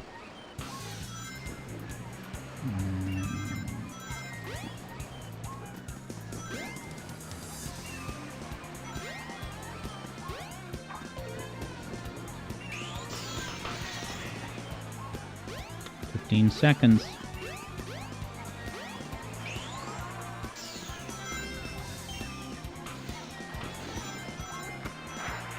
No, it's not. No, I'm just gonna miss it.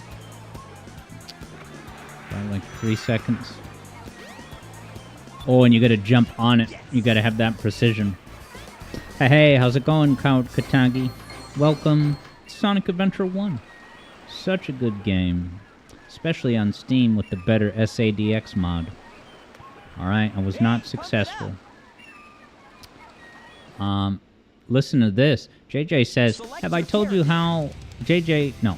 Has JJ told us how JJ is starting to gravitate towards Heroes being the more fun 3D Sonic game to play for ranks?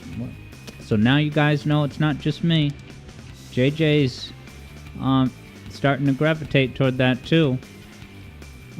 So let's pay it out. Alright, no one had confidence I would win. LOL.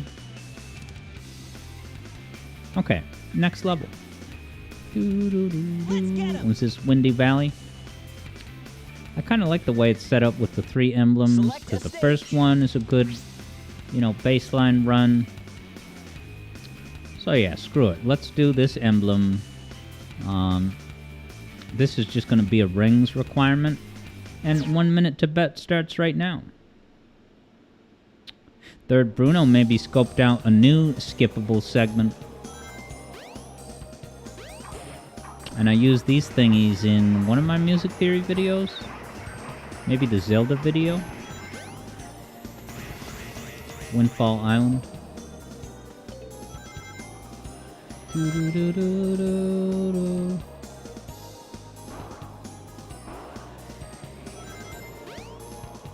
So yeah, I guess this emblem is pretty easy. It's just don't take a hit. And even if you take a hit early on, it's fine. 50 rings is not that much, so it's a good way to get your feet wet with the emblem requirement ahead. Which, assuming they're all structured the same way, that the next one would be a time. And that's just a button mashing exercise.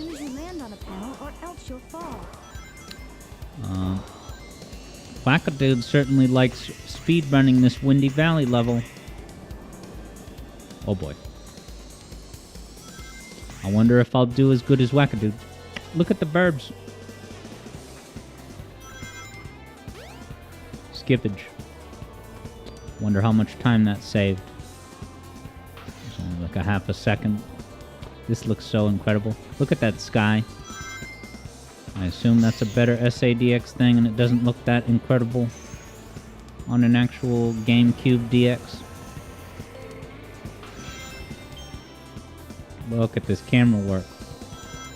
Totally astounding. Minimal pop-in.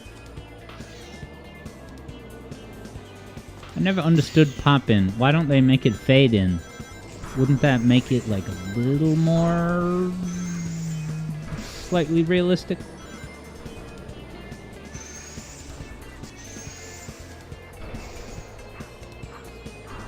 Oh boy.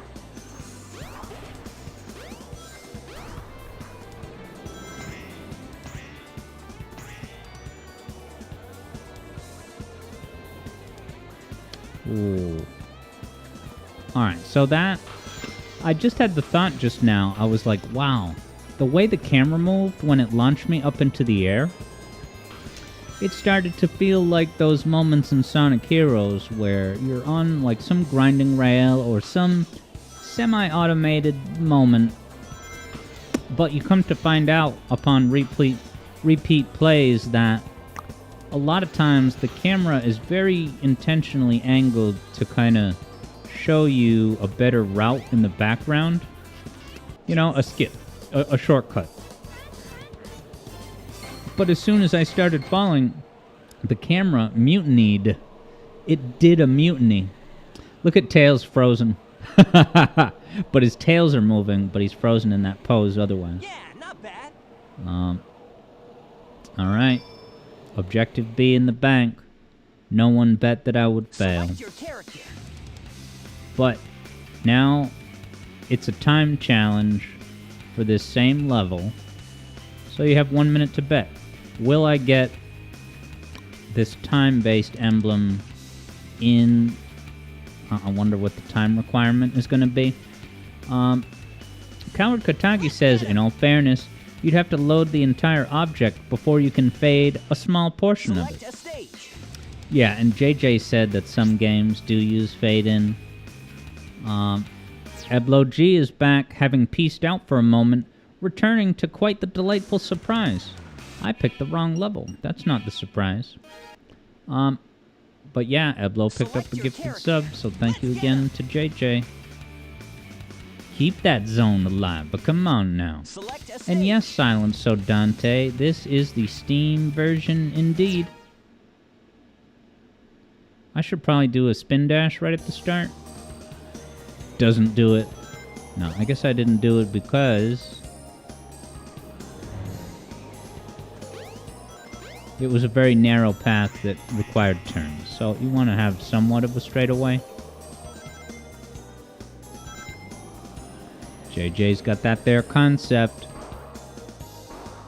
I'm so excited to be able to play Assure the Glitch in the way that I can just pick up the game and continue from where I'd left off.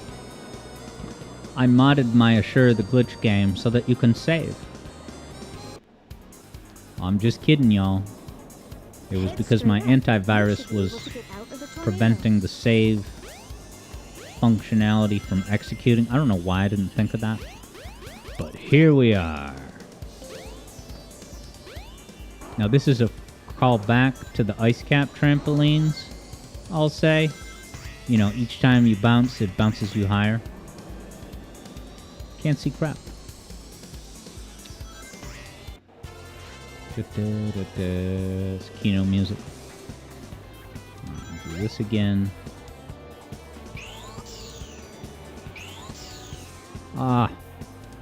Bumping into the walls like a NASCAR driver who's not paying enough attention to the road.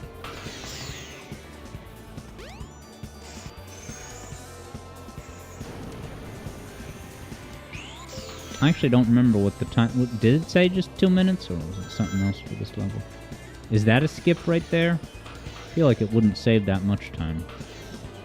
Not maybe worth the risk at this point in my Sonic career. Oh boy, these leaf gimmicks. Where are we going, sugar? Well, I'm at 2 minutes. Yeah, I don't want to risk this unless I can freaking see where I'm going, you know.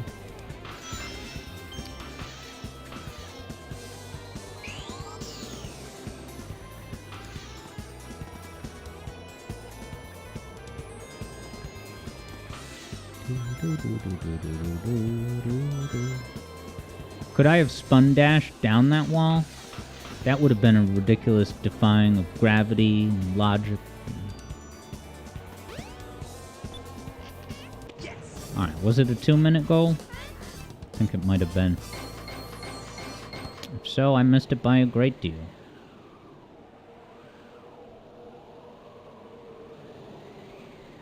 Yeah, not bad. 3 minutes. Look at that. I surprised myself too. Select your character. Ghost of Burb saw that there's going to be a Shadow motorcycle helmet, so you know what that means. I'm going to have to buy a motorcycle. Because why would I buy the helmet otherwise?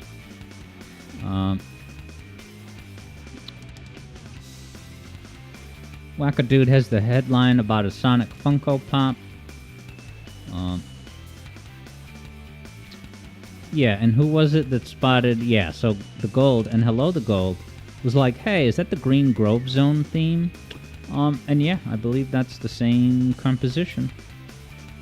It was reused for this game because Jun Sonoy was like, not enough people even cared about Sonic 3D Blast, so I don't want those great compositions I wrote to go to waste.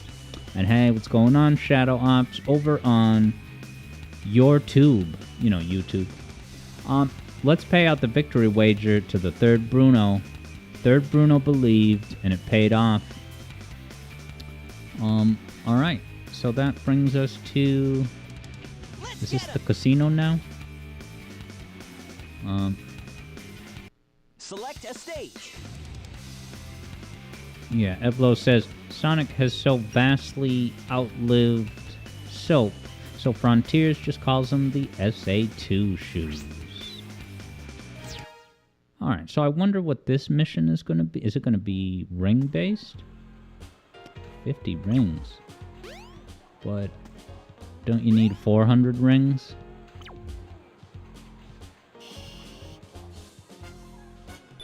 So if you need 400 rings to get up there, do you need another 50 in order to finish the level? Alright, anyway, let's start a wager. There's a little bit of fog of the unknown, but come on. Place a 75-point bet. That's chump change. You can find that on the ground after this stream. 1 minute has begun. Bet perfectly. Alright, Somnol says, yeah, you need rings when you hit the goal. So let's talk about this strategy for this. If you were doing this, what would you have a recommendation about which pinball table gets you rings the fastest? It's so funny and cool that as early as the third level, it's a pinball focus. I love this game. Never noticed this anchor on the ground. Somnol always enjoyed the Nights into Dreams board.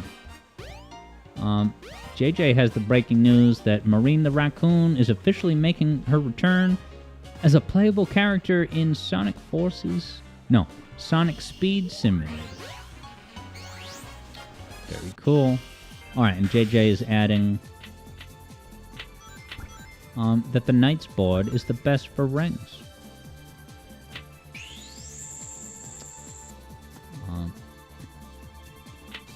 Now, Third Bruno can tell you about the time that he replayed this stage in order to get rings for Chow Garden stuff. And you said you're so naive. Why is that? Was that not the most efficient way to get rings? Or because, yeah, I would think, you know, the ability to scoop... You know, you can get 400 rings, but is it quicker to get more rings per minute by just playing levels? Okay. Third Bruno says that it in fact does not count rings from this stage. Alright, well, I wouldn't say you're naive, because if the game... Yeah, I would have done the same thing. If I was just going for rings, I would be like, alright, well, which level gets you the most rings? I would have done the same thing. Regardless of my naivete meter. What the... Did you see the weird way the ball just, like, magnetized to that thing? Whoa, this is scary. Look, it's one of those generators.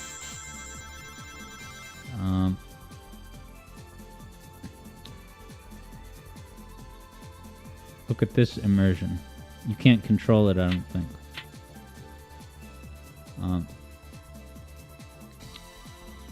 The Gold says, the more you think about it, there's a lot of Genesis, Sonic 3D Blast, and Sonic Adventure. There sure is.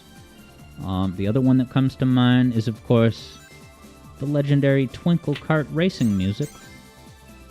Do do do do do do do do do. That's what, it's either Panic Puppet or Gene Gadget. But if you're asking me, I don't have a definitive answer because it's possible that I, Alex Yard, the Sonic Music Theory guy, has never actually beaten Sonic 3D Blast. I know, ridicule me if you must, but I've never beaten the guy. The last time I streamed it, it was like a seminar on just trying to beat, what is it, Gene Gadget? And I feel like it took me a good while. I must have beaten the thing, but Ghost of Burb hasn't beaten it either, so I feel a little bit better. Okay, JJ is mentioning, yeah, a race. So I think we did also do that.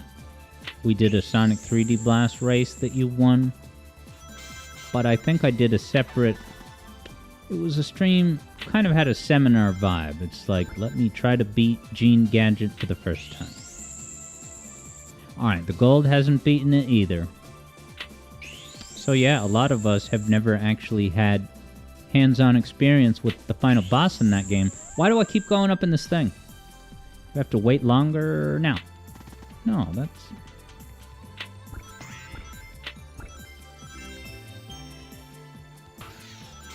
What am I actually aiming for? Like, how do I get up to this second area?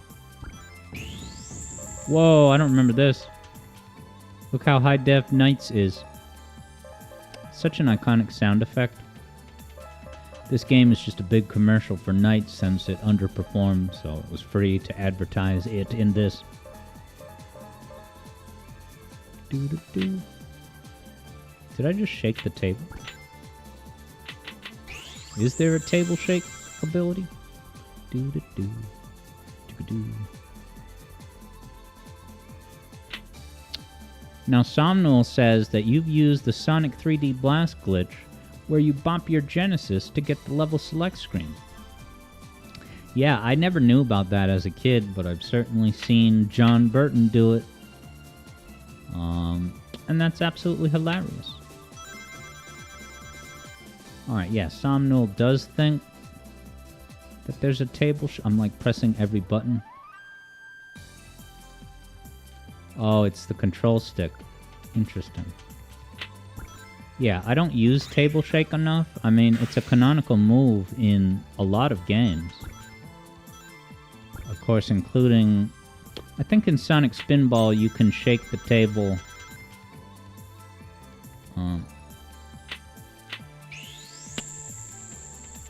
in the bonus levels. And maybe even in the pinball bonus levels in Sonic Mania Plus Encore mode, you know? Sonic's blue for life. Assure's green, Tails is not. Wow, that looked like it was going to go in the dead center, man. I was nervous. Okay, Somnol says if you do it too much, you get a tilt. Does the tilt...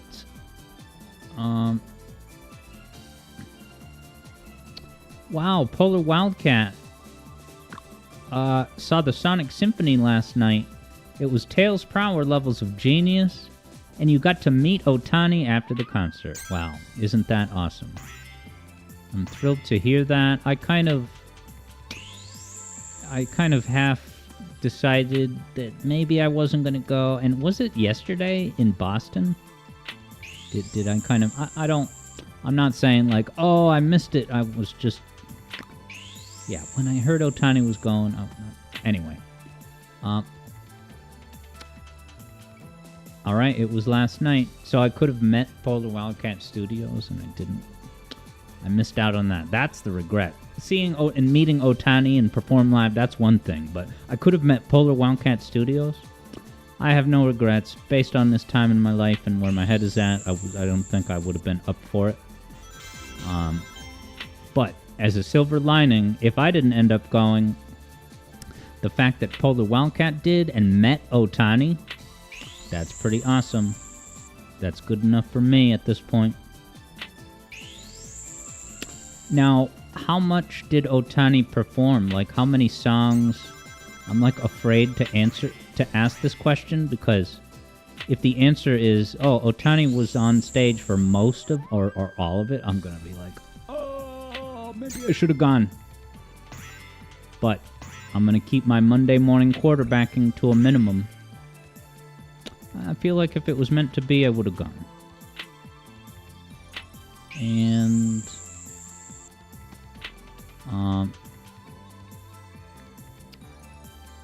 okay, Somnol thinks that if you get a tilt, then the paddles or the flippers just stop working. Wow, that's high stakes. Shadow Ops says for Sage 24, someone made an engine called Sonic Bounce, and it's the closest thing that we'll get to adventure ever again. Is that what they used for Sonic Rush 3D?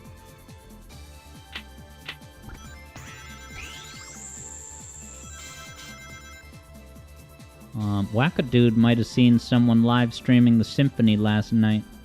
Yeah, were there any interesting or surprising songs that they did? And did they do any amount of Shadow stuff? Being that this is the year of Shadow? Because when I saw them, it's pretty unbelievable that they came to Boston 2 years in a row with a mega celebrity perform, right? Johnny Gioeli last year, and this time Otani.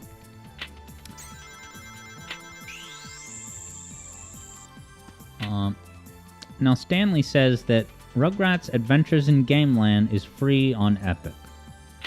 So that's cool that it's free, but it comes with the catch of having to deal with the Epic Games Store. I forget what my resentment toward Epic Games Store is, but I feel like its reputation among gamers has always kind of been in the toilet. I need to get rings faster, so I need to stop going into that thing. I don't know. I gotta hit it earlier, like this.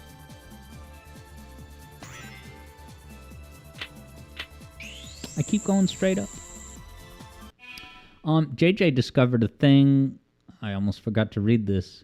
Every stage in Sonic Spinball has a secret bonus stage portal that pops up if you collect every ring. I guess I forgot about that. I knew that there was something for getting every single ring, but I didn't know it was a whole different, bonus game. It's pretty cool.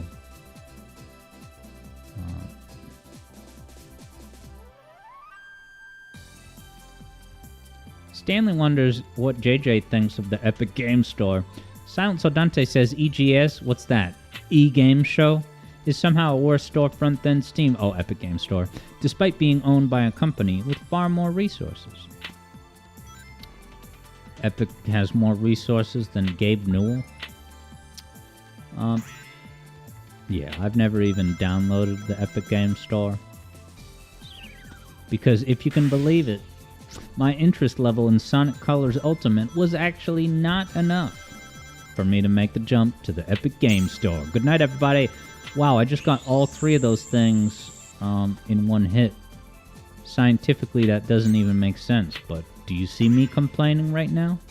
Nah, I'm celebrating. Silent Sodante only dealt with the Epic Games Store because of Alan Wake 2.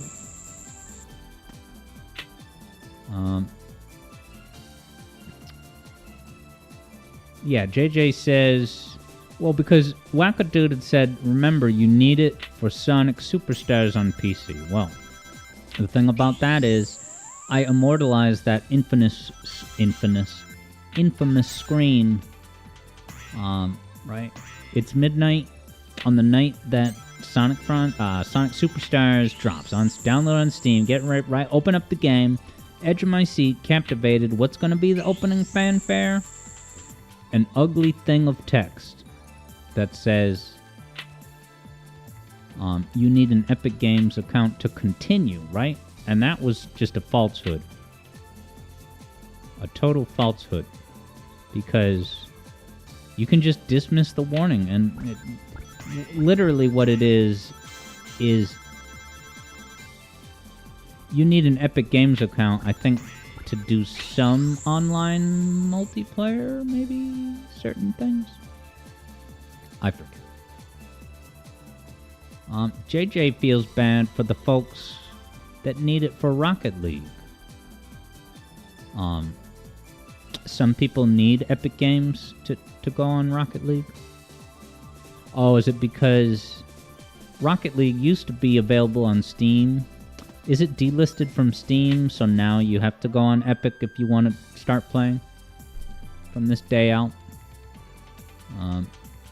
Shadow Ops says you're not sure if it was the engine. You said Rush 3D was interesting, but you think this one's better. So have you played Rush 3D? yeah, I got it up and running today just to make sure I could get it running, and it looks pretty damn cool.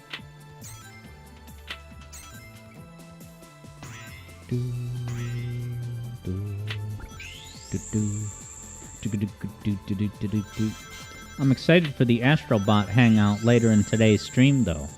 So the question is, I definitely want to go to the Metal Gear part, but are there any other PlayStation tributes that you would like to see?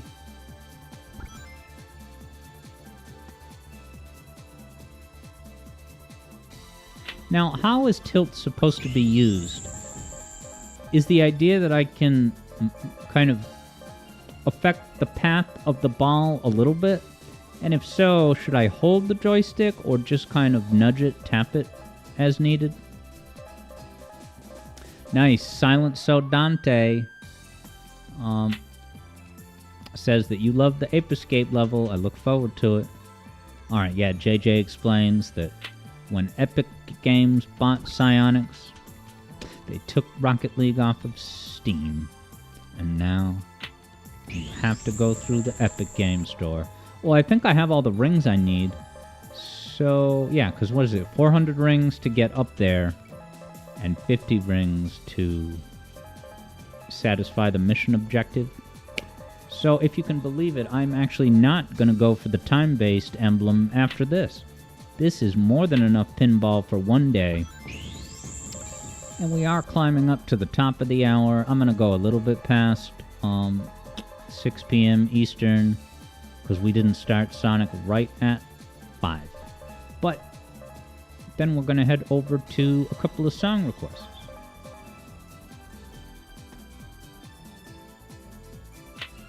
So I should just, intentionally fall down, because we're ready to get out of here. I agree with Shadow Ops. I have enough rings now. Wackadude says, now Alex just doesn't have to screw up in the sewer. So I think it will not send me to the sewer because I have enough rings. I think someone told me that you only get sent to the poop sewers if you have fewer than like 100 rings or whatever it is. So I'm gonna let that... I did that intentionally, guys. No sewer action. Deposits me right at the vault. Let's shake a blue mascot hedgehog now. Technically, Sonic is taking a hit. It took all of my rings? What a farcical farce. So I have to now go back to a table? Huh, so So what's interesting and kind of cool about this is that now I think I actually will have to go to the sewers. Because I only need 50 rings. As soon as I get them, I might as well go to the other pinball table.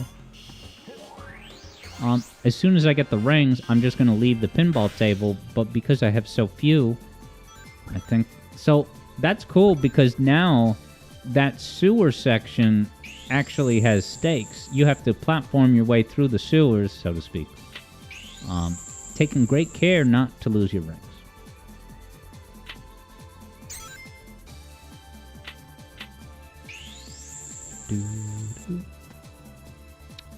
Alright, Jabbit explains that with a real pinball table, shaking the table helps to, like, dislodge a pinball that's stuck. But you can also use that to cheat. And yeah, Javid explains that's the reason why the games... Yeah, because you can cheat in real life by banging the side of a table. Or really what you're doing is literally tilting the table to affect the ball's trajectory.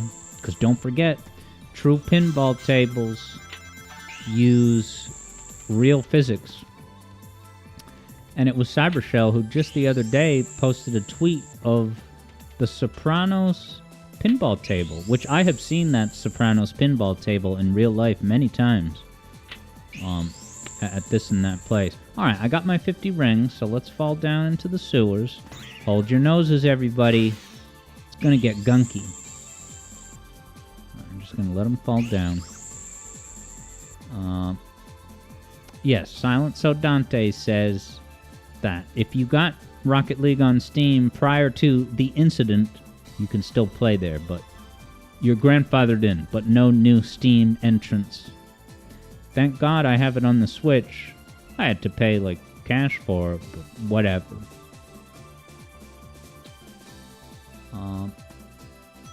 You hearing that major 7th chord? 7, 7, 7, 7. It's not resolving to 7, 1, 7, 7, 7. Love that. Alright, you know what time it is. Now, so many people have commented on the Endless Mind music theory video to say that they heard a chromatically descending tonic of a minor chord right here in the sewers. So listen out for it, guys. That's basically the Sonic's POW block. I love these drums. Jun Senoi should make music forever.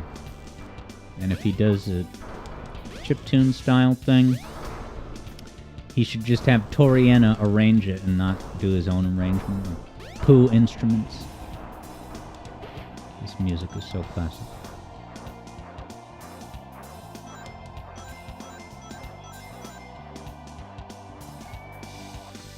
Now, oh, look at Tails locked in place. Wow, that keeps happening. Is that a better S8? I wonder if that's a mod issue. Look how slow Tails is, and actually Sonic's animation lock.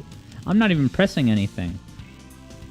I don't think it's, you know... Thank you, Ghost of Burb. I don't think... actually, I don't know if the Dreamcast original does that.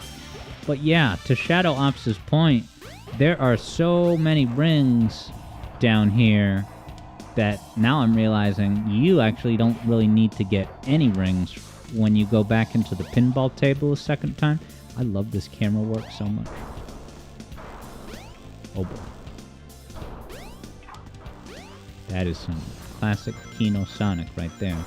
Yeah, so in the future, when I'm time running this, well, I guess if I was time running, I wouldn't need to go back in to the 50 rings. But... so this is only once that I'll ever have to do this? That's some unactualized potential. Oh my god, imagine. Took a ball, spike. Gotta be very careful. The camera is not... yeah, the camera is having a bad day.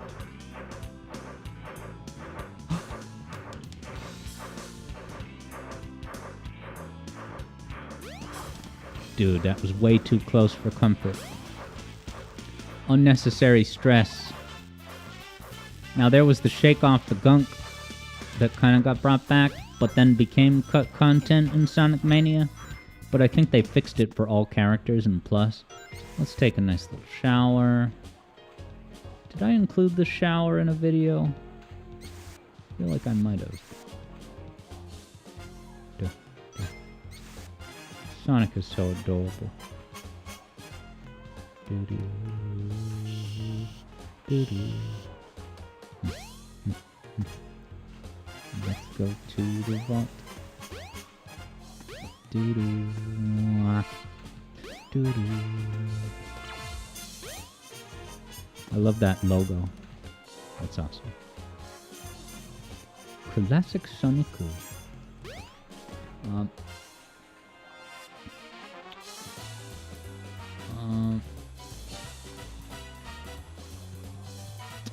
Okay, yeah, Vector was wondering how the mischief was getting through the mischief filter. Oh! Alright, good, you can get away from the crane. Yes. Never had a doubt. Emblem acquired. Silent So Dante had said, what's my fave, SA1 or 2? Oh, wow, that's a good question. I don't know if I have an instant answer for that. Yeah, not bad. If it was a... pardon me. If it was a desert... Select your if it was a character. desert island scenario... Let's get him. I don't know, man. Alright, Select screw a stage. Desert Island. Because I think Desert Island, I would have to say 2 because of the Chow Garden. But let's just do ice cap. So, let me pay out the wager. JJ says I used to have an instant answer. If I did, it must have been 1, right?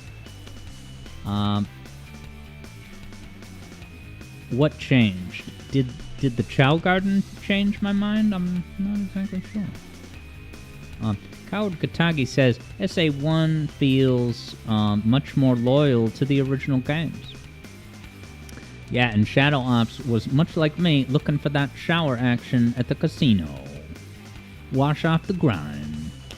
Alright, let's pay out the wager to Whack-A-Dude only. So now, I'm going to open up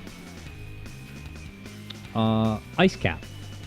This is Emblem B, so it's probably going to be fairly easy.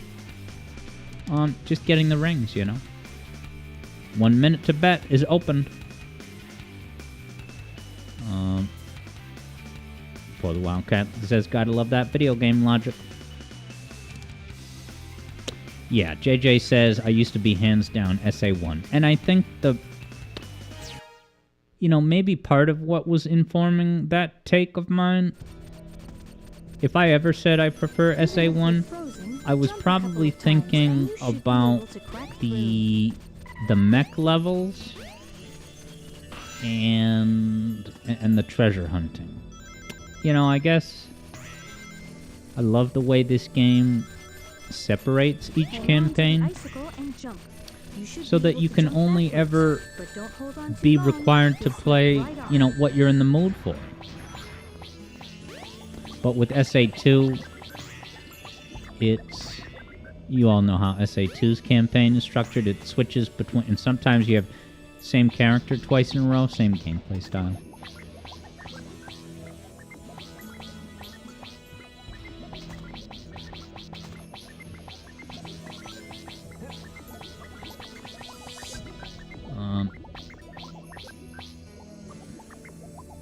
Silent So Dante says, good pick. You like the hub world of SA1, but the overall action of SA2.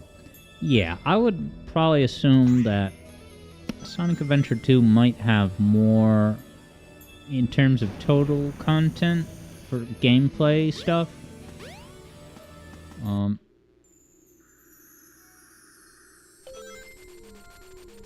Although, so the thing, actually, one big thing in Sonic Adventure 2's favor is the ranking system, because this today, I guess, is probably my first time ever sitting down to try to, alright, what do you have to do to get emblems in this game? But this game doesn't have ranks in the traditional sense.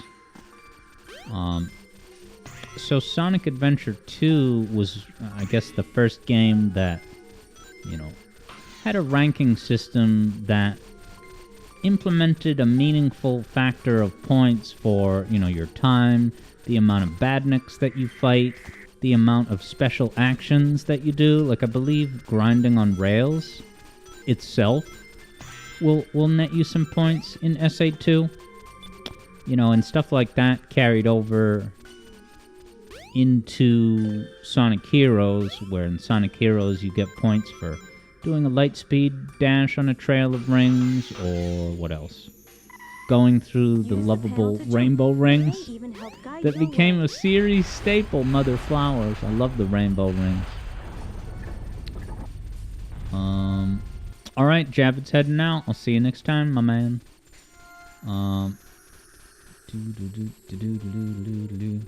Let it be known, the real Stanley hates bots with a passion.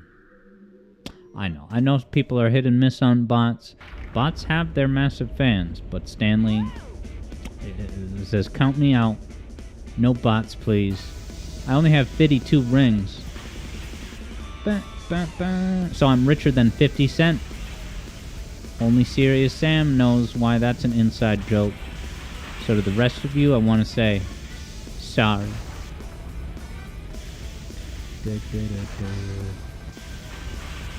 Yeah, Coward Katagi suspects that this is all foreshadowing. You have only played 97% of Sonic Adventure 2. That game is hard. Yeah. Echoing what JJ said before, If you ask me to get A ranks in Sonic Heroes, I'm just like, sign me up. What a great challenge. What a perfect structure. But when I think about getting A ranks in Sonic Adventure 2 specifically, I feel like a lot of what I'm doing is kind of learning strategies by memorization and dealing with, finding the best way to deal with quirks. And when I say quirks, I just mean movement quirks and grinding quirks. And then it could be something as simple as, like Sonic Adventure 2's first level, of course we all know is City Escape, and it's got those jumps. There are little jump ramps, and you're snowboarding down the streets of San Francisco, and you get to those jumps, and it's just, it's as simple as, alright, you've got to hit the button at the right time on the jump, and the window for said jump is pretty tight. It is not easy. You have to really, and I, like, looking at that as an isolated example, that, like, I don't like to spend my time perfecting the timing of a really small jump window.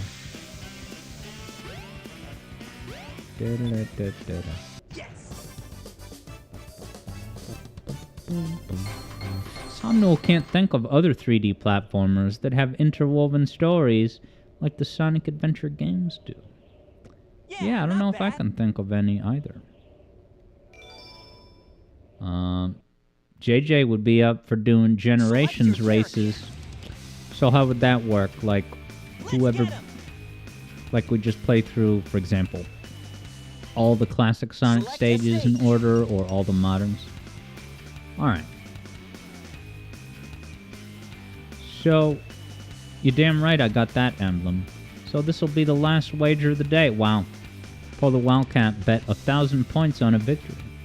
And I won. You don't get anything, though.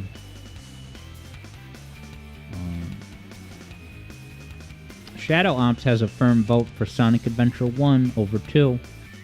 Coward Katagi says for all the new features and gameplay mechanics in Sonic Adventure 2, it's hard to abandon the perfect running animation from SA1. Well, have you ever seen the SA1 running animation in vanilla Steam Sonic Adventure DX? Because it is worse than Retail 06. Is running animation. Yeah, Wackadoodle had said, what about an S-rank race in Sonic Generation? Yeah, I would absolutely be up for a Generations race.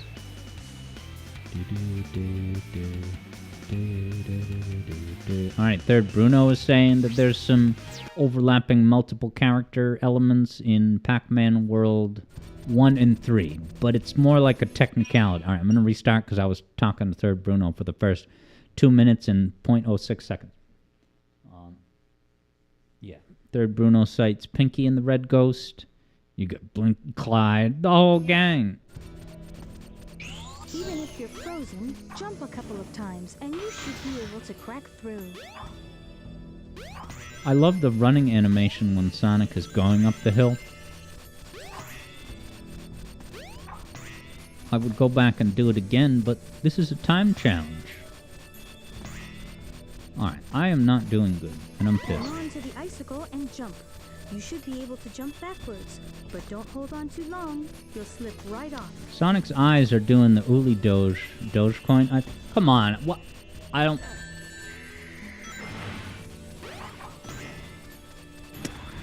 Maybe I'll call this a... Well... Did I start a new wager? I see the payout, but...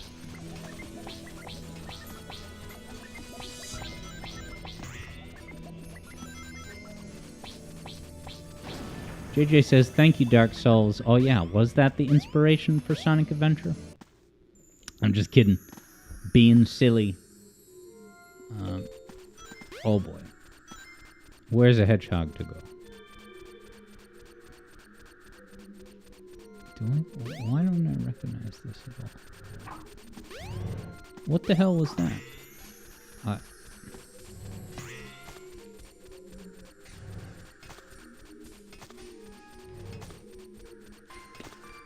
Why does this not feel familiar from my first run? Did I take a slightly different path? An arrow of rings showing you where to go. Why not?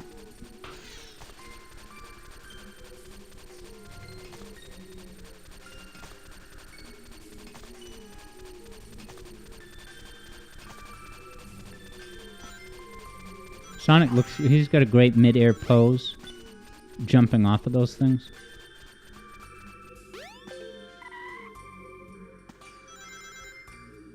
Love this chill music. You just mash the button. Oh, that's what you get for... Alright, I lost this. So why don't I call this a lost wager? If I even started a wager. And hey, what's up, McMark?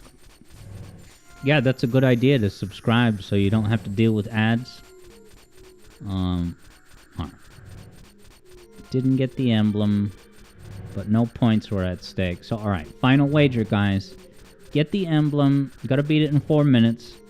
1 minute to bet starts right now. Hello, McMark. Third Bruno is maybe at some point gonna listen to... Oh, it restarts you here? Alright, just quit. That's weird. Yeah, to see if there's any common threads compositionally. Select your character. Let's get him. Select a stage. Coward Katagi says, you don't know if it was a lack of polish as that heart that blocks half of the first chat, as much as it was a universal change in art direction. Sorry, I forgot what that was about. But, last wager attempt. Nice. Third Bruno brought to the attention of Liam Triforce a common thread in the Red Mountain music. Very cool. Yeah, is it the...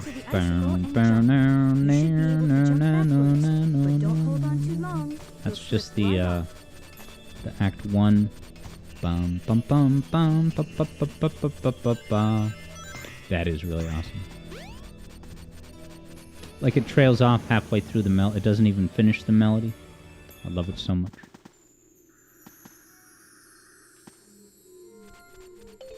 Yeah, does it want me to... Oh, do I have a... Ready, go. Alright, whatever. I don't know... Clearly I started the ring dash, but is that supposed to be a shortcut? Would one skip this entire room that way? That great jump off the ice spike pose, I love it. It's all worth it for that pose, baby.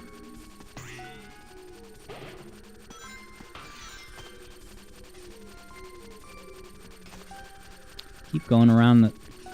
What are these called? Spires? Staglamites?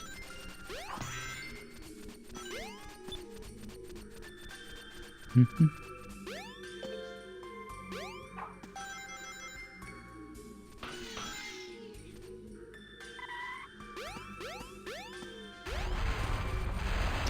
So, you don't want to just blindly button mash, because if you do, you're just going to jump and homing attack off of the platform when you arrive.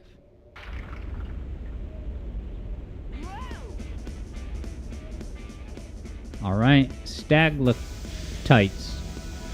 Stacolites. Alright, gotta focus. Well, I have 2 minutes to finish this. This is not that hard, right?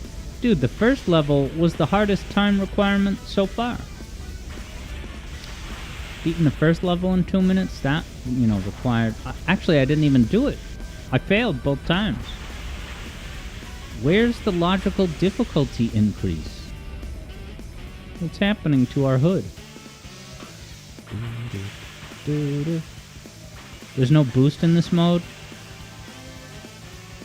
Get me some Sonic Unleashed.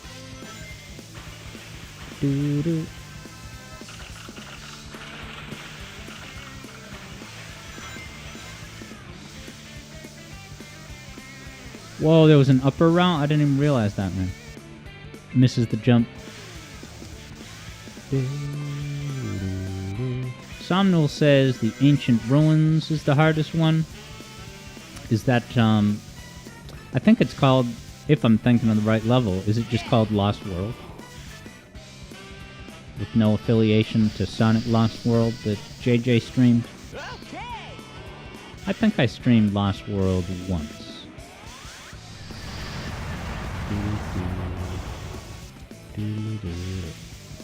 Because who wants to get out and plug in a Wii U? Jeez. Just kidding, I would do it eventually. Doo-doo. Okay. 30 seconds. Okay. Alright, I'm golden. Wimpin'. Ooh, first try on the jump. Stalactite. No. Stalactites. Stalactites. Is it pronounced stalactites? Which syllable do you emphasize? Yeah, not bad.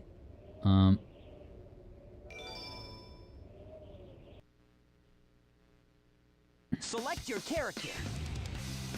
JJ says, Wii U is underrated. So many good exclusives, even if most of them came to Switch. Never again will JJ play a game like Zombie U, Pikmin 3, or Mario Maker. Well, everybody, you know what time it is. VGM Request Hangout Bay. We got more than one today. Silent Sodante says, you'd say stalactites. Alright, that sounds more familiar. I think I have, now that you see that. Stalactites. Stalactites. Sonic is frozen. Alright, let's start with,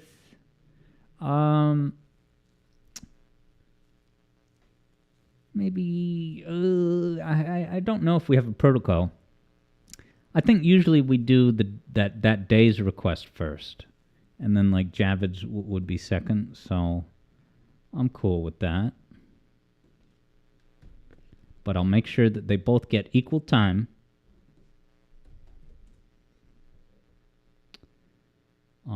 Wow, JJ said he would give me a physical copy of Zombie U to try for myself.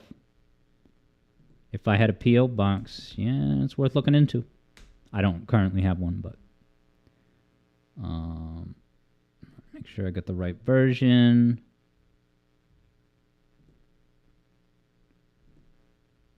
All right, what is this? Here's to delicious Oh, that's a fall Werther's ad. Yeah, so Stanley, we'll do yours next. autumn fun and All right, hop over to the zone.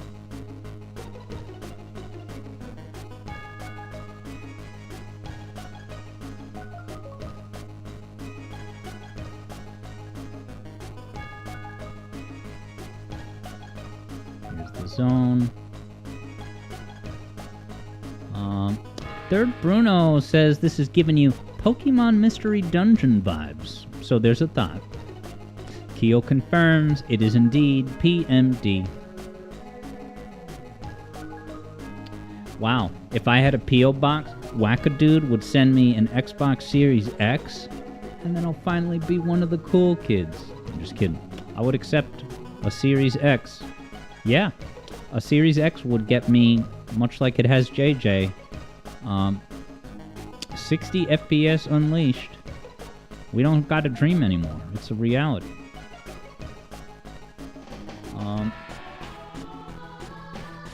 Keo was guessing, is it Temporal Tower, second half?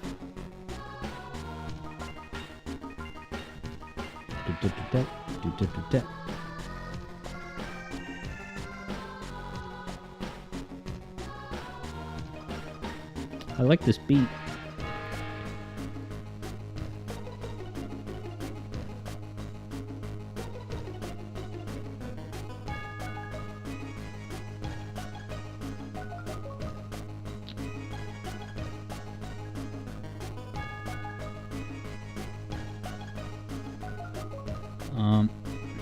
McMark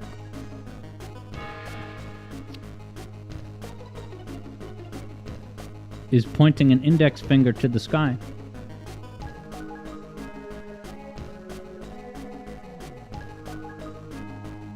Alright, I'm pulling up the gameplay, man. Yeah, are people trying to guess exactly what this is still?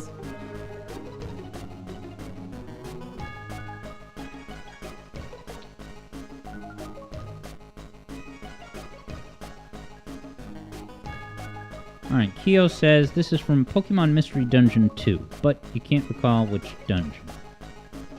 Well, let's pull up some gameplay. JJ has the big hint that it's where you meet Zapdos. And furthermore, saying that it's actually the first Pokemon Mystery Dungeon the Hedgehog. Alright, micro spoiler, bringing up the gameplay now. Here it comes. This. Anyone recognize this locale, man?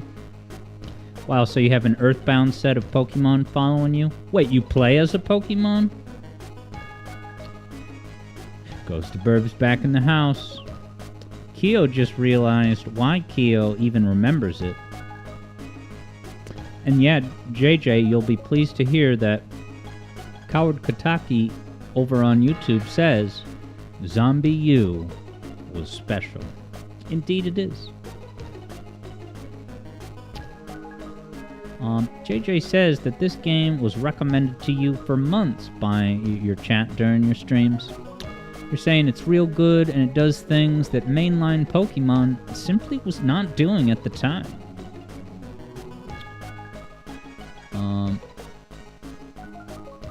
Third Bruno was there for those of their streams.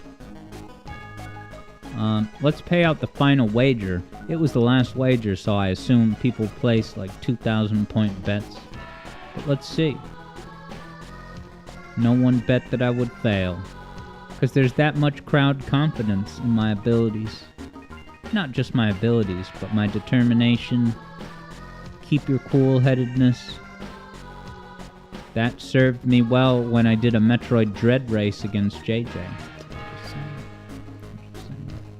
When's the Super Metroid race, JJ? Did I say that I finally finished a run recently and I got a 134? That was my rusty time after not playing for several months.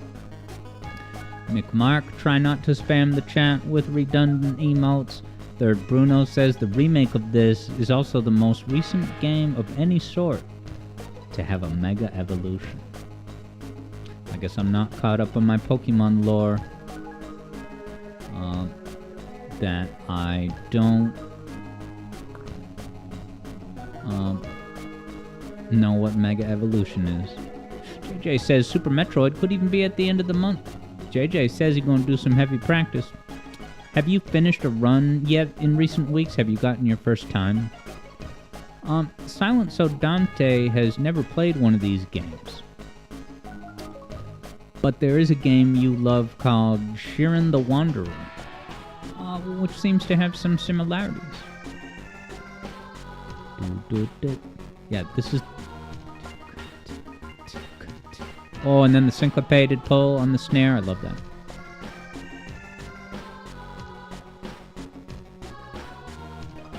There it was again. I wasn't imagining it. Third Bruno explains that Mega Evolutions became a thing in Generation 6 and retained in Gen 7. It's a temporary extra evolution only for certain Pokemon. You can only do it once per battle. Is it like a temporary upgrade? You become a Mega Evolution and then revert back to what you were. Taking a bit from the Digimon catalog, possible?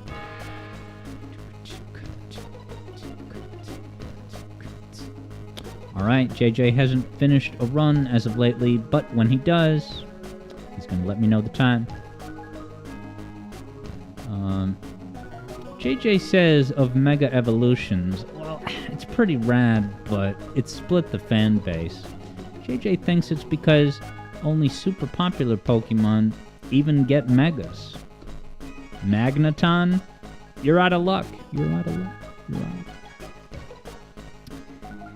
Coward Katagi wonders if I have any opinions on the music in Cruelty Squad. I can't say I've heard of the game. I wonder if anyone else has. And hello, Sonic the Hedgehog CD 6. The sixth Sonic CD in a long, proud lineage of CDs.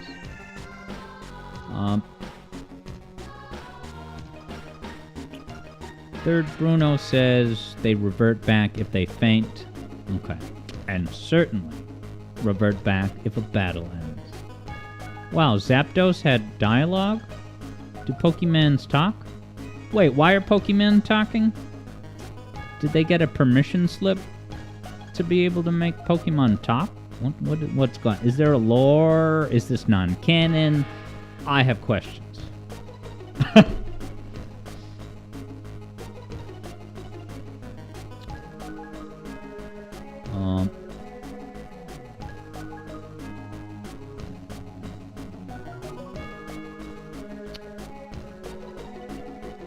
JJ has taken a month break from the game before returning to it. What's that, Mystery Dungeon?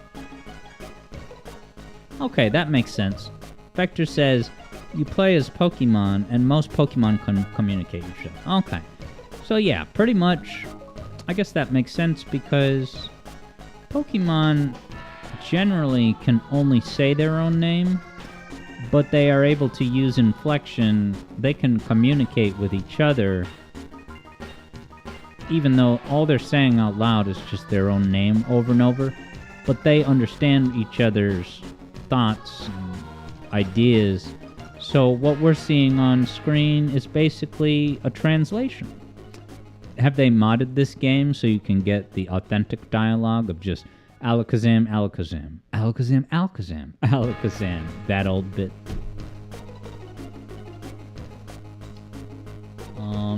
JJ adds, Pokemon understand each other. These Pokemon do not live with humans, and you don't even know what the lore is behind this world. Wow, these Pokemon live in houses, and they have their own internal economies? And people are trying to tell me this is canon?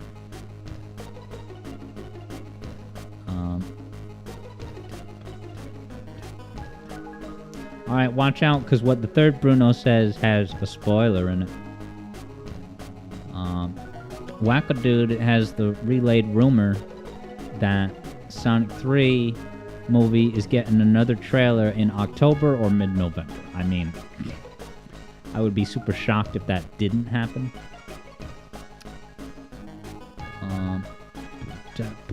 Alright, Kyo explains, it's a different continuity.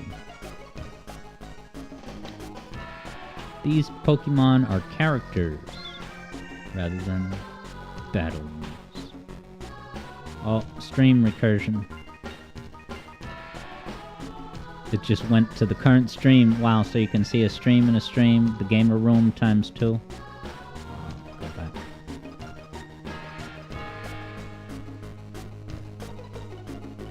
Alright, so we're about 8 minutes into this.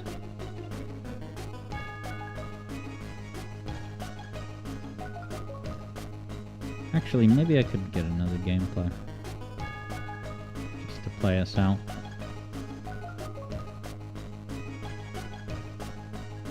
Yeah, this is the Great Canyon. It's the next level, I think, but we just need some gameplay for the last couple minutes.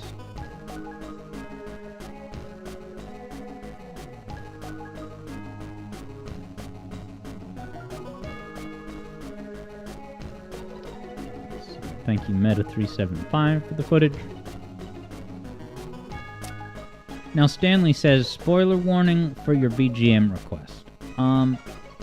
What do you mean by that, real Stanley?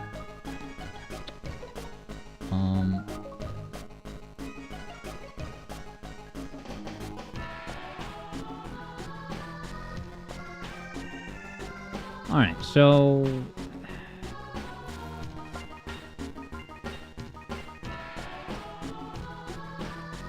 Alright, Stanley's request is from the final level.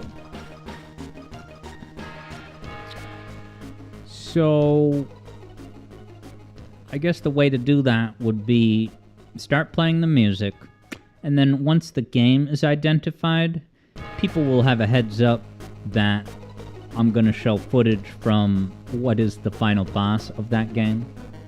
So at that point, people have the option to just, listen and not look at the screen, I suppose. Interesting. JJ says that this game starts you off with a personality test and assigns your main character based on the answers.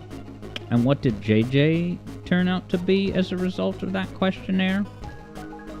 Machop. Judo Machop. Ghost of Burb was a Torchic.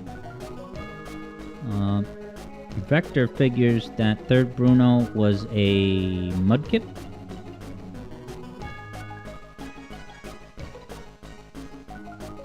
Let it be known, Wackadude is technically an unpaid patron.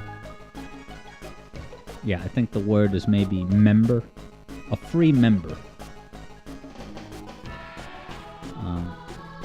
And it's funny, whenever I do a Patreon post, what it does is that it shows you, right, you type in all your stuff and then you hit next.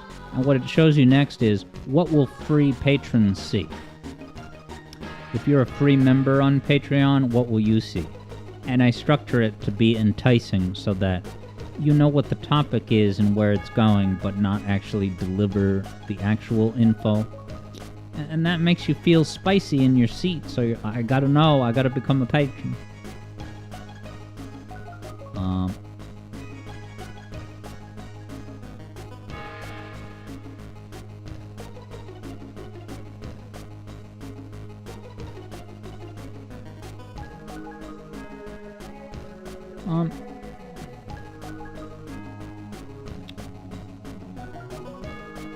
Nice. Keo was also a Torchic.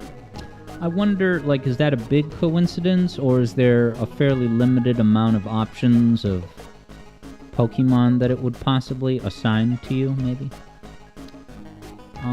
But alright.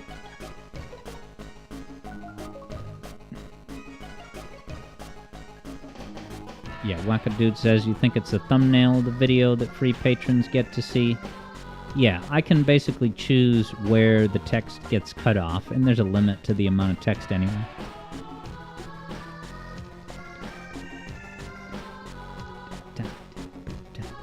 Oh, I thought it was going to be the syncopated do-do-do-do. Alright, so let me start pulling up Sam's request. Do-do-do.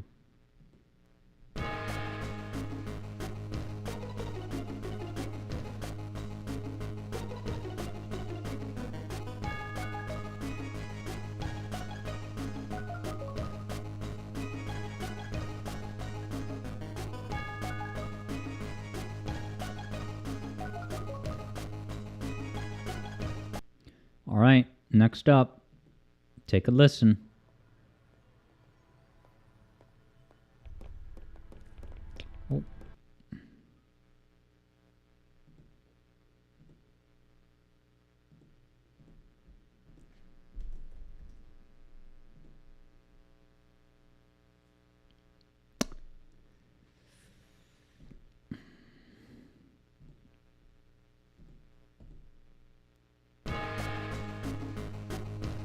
Oh.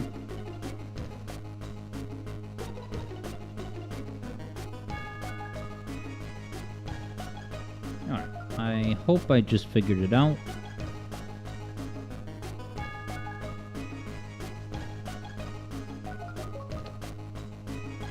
Alright. I'm going with this.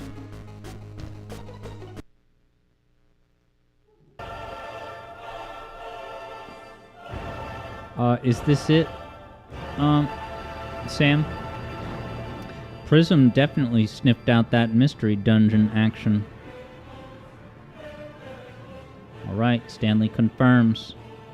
This is the song. So does anybody recognize it?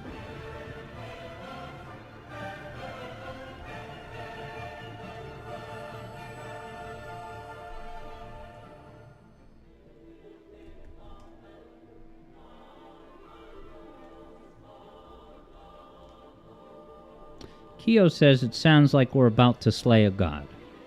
So Sonic Frontiers. Vector's guess is Final Fantasy 13. And Stanley confirms that is exactly right. It's exactly right. But do anybody know which part? Which level, music, theme, whatever is this? Third Bruno was just about ready to guess a Dark Souls game, and I can see why. Well, if... Yeah, Vector says, Final Fantasy XIII loves its ominous Latin chanting for its later bosses. You know, I'm kind of inclined to bring up the gameplay footage now. If Vector is the only one who... I don't know if Keo does too. But no, Keo would have guessed by now. So let's just do it.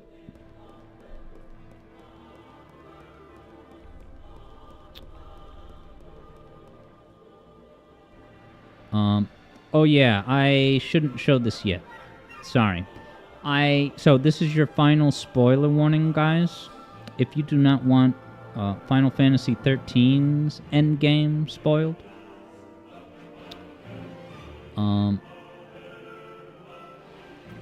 Yeah, Keo says no need for you to guess when Vector's guess was confirmed. Well, Vector didn't guess the level, only the game. Alright, so final warning, here come the spoilers. Visual. 3, 2, 1, there it is. Take the attribution. Thank you, Kekon. And here we are. Yeah, alright. Keo has not played game number 13. As soon as you go beyond number 10, Keo's chances are low. Oh, is there redundant audio? Let me turn that off. There we go. This guy has a lot of stats. Vector has a warm welcome to Barthandalus. You guys know Barthandalus, of course. He kind of looks like the stone golem we saw before in Mario Odyssey. JJ citing the biblically accurate angels. Yeah, is this a pound-for-pound recreation of angels described in the Bible? Third Bruno's over here wondering if this gameplay is similar to Final Fantasy XII's gameplay.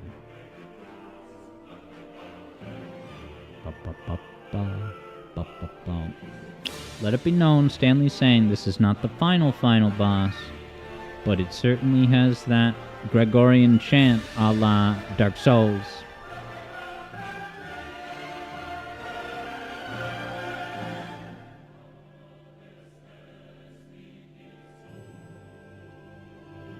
Look at all the Kingdom Hearts characters.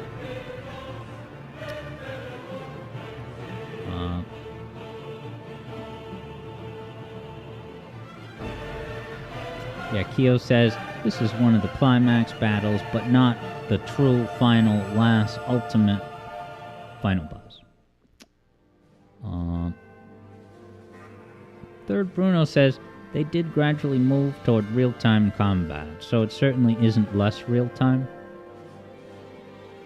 Oh, okay, now Keo says now or in the final boss. So that first boss was pretty quick. It's that bird again. Eggman's robots.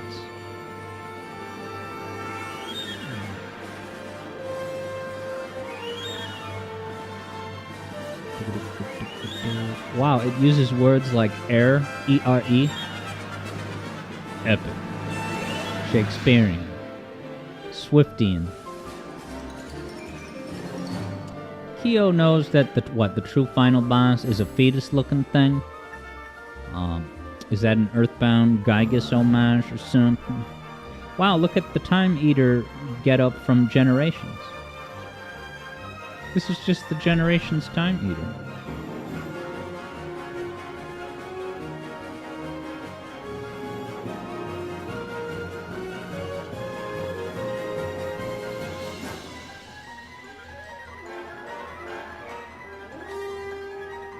Get the orchestra ready. Wow, look at this design. He's got his big hand. He's got like a hand coming out of the back of his head, but a bigger arm and hand in the front. That's not disturbing.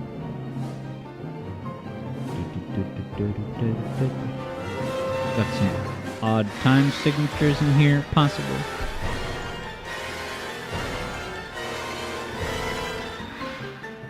Who's ready for a paradigm shift?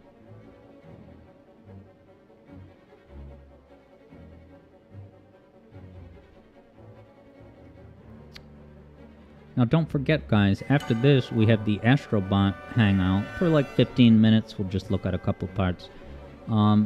Wednesday, though, is going to have...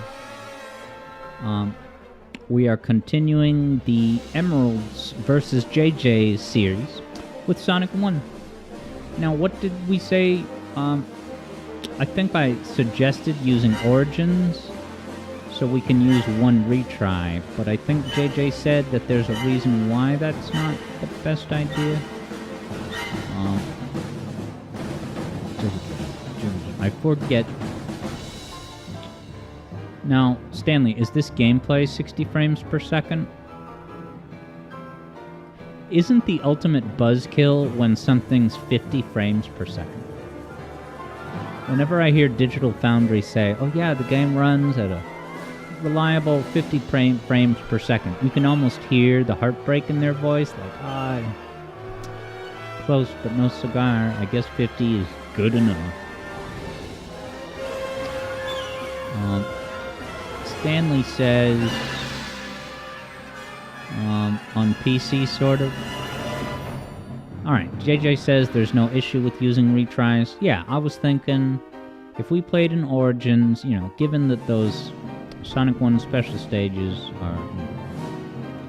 You can make one slip up, you fall into the goal, and get kicked out. I think one retry per stage would be a good balancer, so that the stream is watchable. Look, it wouldn't be unwatchable if it was just one try. Okay, Stanley says what we're looking at is 30 to 60 frames per second. So it depends on how many tentacles of that beast are on screen. This negatively correlates to the number of frames it can churn out. Who here is getting a PS5 Pro? It's the talk of the town, but am I seeing some cynicism about it now? That people are saying, oh, you're basically paying $200 for AI upscaling? I don't know what I'm talking about, but that's what some people have said. JJ confirms what I suspected. This frame rate is awful. JJ says, yeah, PS Pro being like $1,000, you might as well just get a damn PC. But the problem is, how will you play the Game of the Year nominated game, Astro the Bot?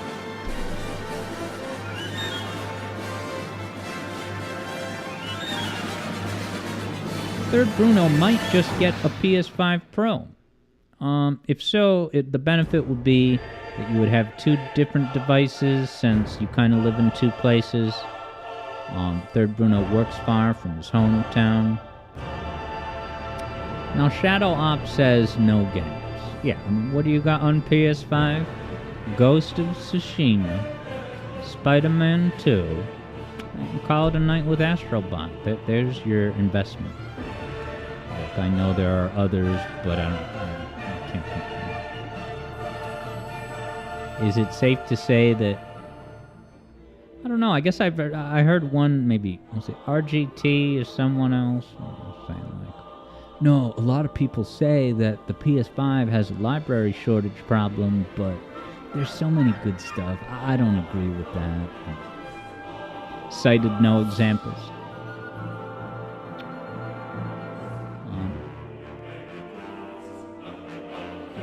Vector believes that this game is on Steam, so that must mean that this video footage is from true hardware, chugging along like the very lucky engine that could. Howard Kataki says, that it's the same situation as the PS4 Pro. Which is that now any normal PS5s are going to become unbearable to use in a few years. I didn't know that. I didn't realize that. Is it because subsequent games that come out are kind of aware and knowing that they'll have a PS5 Pro to power it possibly? So they don't care as much about making sure it runs good on the older models, question mark? Right. Coward Kataki says, and many games won't even use the PS5 Pro to its potential because they still need to work on the regular PS5. Yeah, you would think by this point they would be able to get it to work dynamically. That, if it runs good on a PS5 Pro, that it's not gonna mess up. You do it in a way that... trying to think of an example, but just basically having different settings in Dolphin. Choosing your resolution. Why can't the resolution and what it seeks to do be dependent and directly impacted by what model of a PS5 you got? Now Yoshi says this was played at the Olympics, but I think you're thinking of Starlight Zone from Sonic 1. They did play it at the Olympics, it's true. Shadow Op says planned obsolescence. And I can think of a White Stripes song that accuses the car industry of planned obsolescence. Yeah, my baby's my common sense, so don't give me planned obsolescence. Yeah, my baby's my common sense. I love the White Stripes. They're my favorite band. Stanley says if the video's too long, we don't have to watch the whole video. Yeah, well, the mission at this point is just to make sure that we listen to 10 minutes of the song, and we're actually past the 10-minute mark. Oh, actually, did it go into a different song? Yeah, it did. Did someone commemorate the fact that it went to a different song? Oh wow, and we just got to the end. So that's perfect timing. But just so that it's not a sudden ending, let's just have 30 more seconds of gameplay. So you can see, I guess we'll see them defeat the boss, maybe?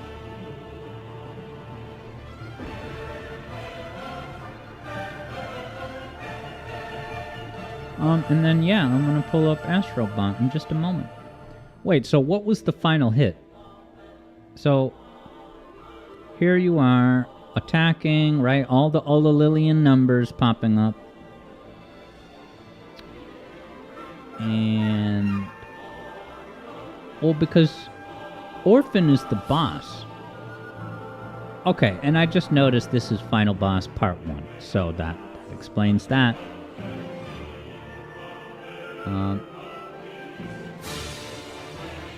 Yoshi has a bit. Vector says the ruin spell. Alright. Thank you very much, Stanley Sam, for that request. And thank you so much for becoming a patron at the elite level that gets you one song request per month. Pretty good deal. So, let's find some Astrobot to play us out.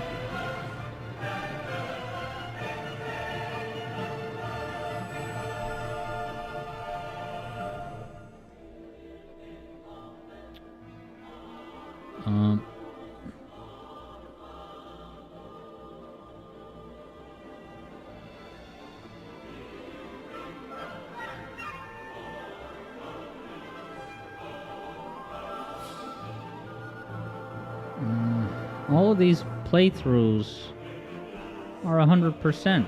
I don't want that. I think Long Play Archives is not 100% though.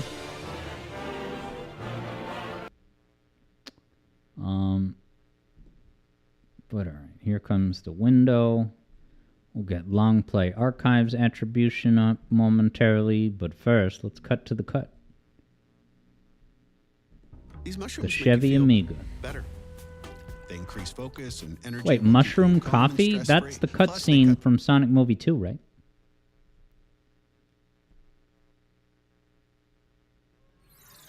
Alright. Here's the beginning. I listened to this song. It's pretty cute. Astrobot.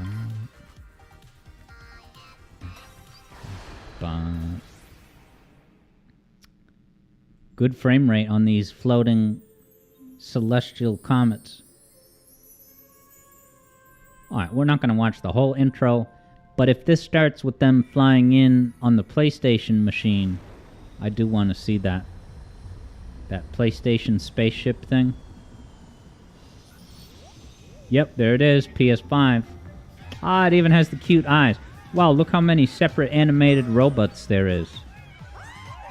Does this run on a PS5 vanilla?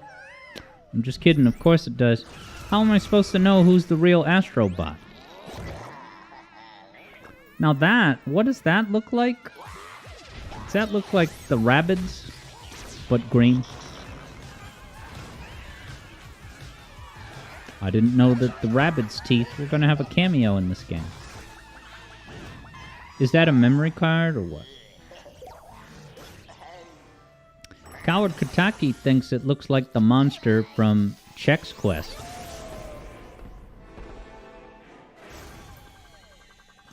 What's that timer for? Self-destruct countdown? Alright, so you crash land on a mystical, deserty planet. We are Astrobot, sings Yoshi. Vector saw that there was a launch party in Astro's Playroom on the day of the Astrobots launch. So you can go into Astro's Playroom in VR and see digital confetti being thrown around with real life physics. Ah, look at this. He's got big ears. There's the almighty controller. Does a PlayStation controller these days have that little panel with lights and designs and stuff? Alright, so they're breaking out the Wiimote shaking right off the bat.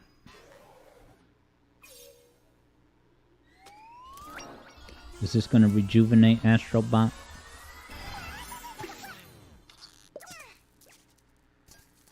Ghostaburb laments that the screen cracked, but we got a safe light repair, safe light replace. Alright, this is enough story build-up. Let's get to the platforming. This seems tutorial-esque, so let me jump to... oh, okay. So I think this is going to be the Mario Galaxy style select your level.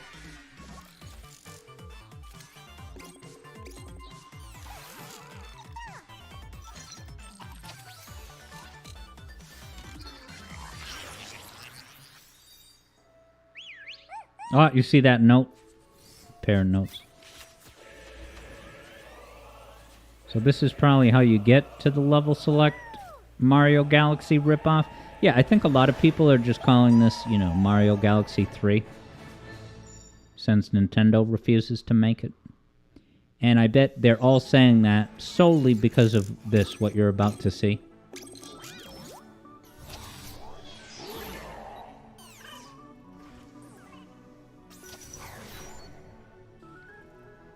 Oh, that was a good sip of coffee. Wow, starting off the game with Gorilla Nebula. Oh, the Nebula. Now... Oh, there's that guy. From the Rayman series, or Rabbids, or I forget. Yeah, so here's why people call it Mario Galaxy 3. It's not complicated. You pick your level in these orbiting orbits.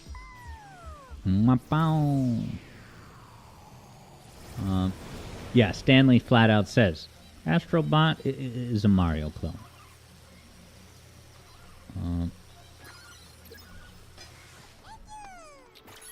Vector says the DualSense glows around the panel, but not on it, probably. Vector has one, but since you play on a Steam Deck, you don't know if there's more functions available. You can use a Steam Deck to play PlayStation games.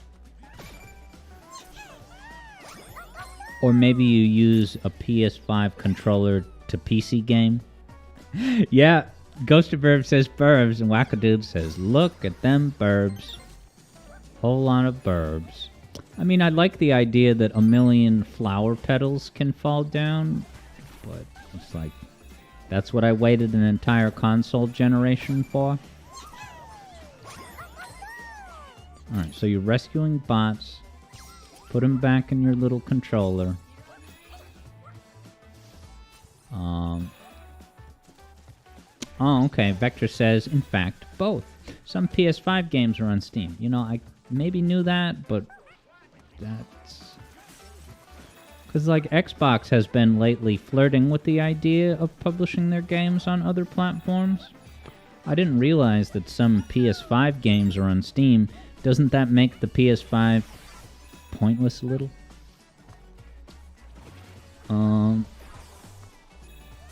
JJ says, from what JJ played of the VR demo of Astral's maybe Playroom, Astrobot is a good Mario clone with enough to set it apart. So there you have it. Vector says, Astrobot actually has less mechanical complexity than Mario, from what Vector has played. You can jump and punch. Okay, until you're given a special tool in each level. Yeah, so there's...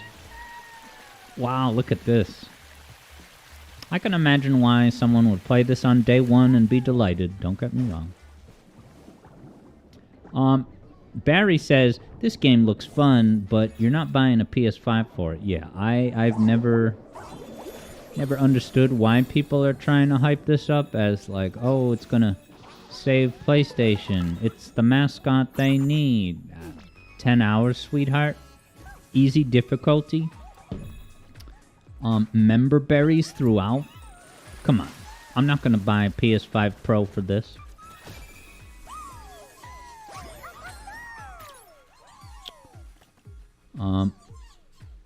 JJ says, Sony has been putting their games on PC, because they're failing this gen. Coward Katagi has seen enough to conclude, this game is really pretty.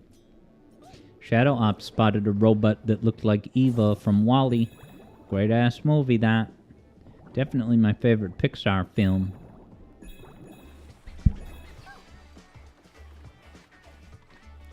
Wackadude says, Alex, is the Alex Yard Adventure video I'm talking about a Metal Gear Solid 2 video?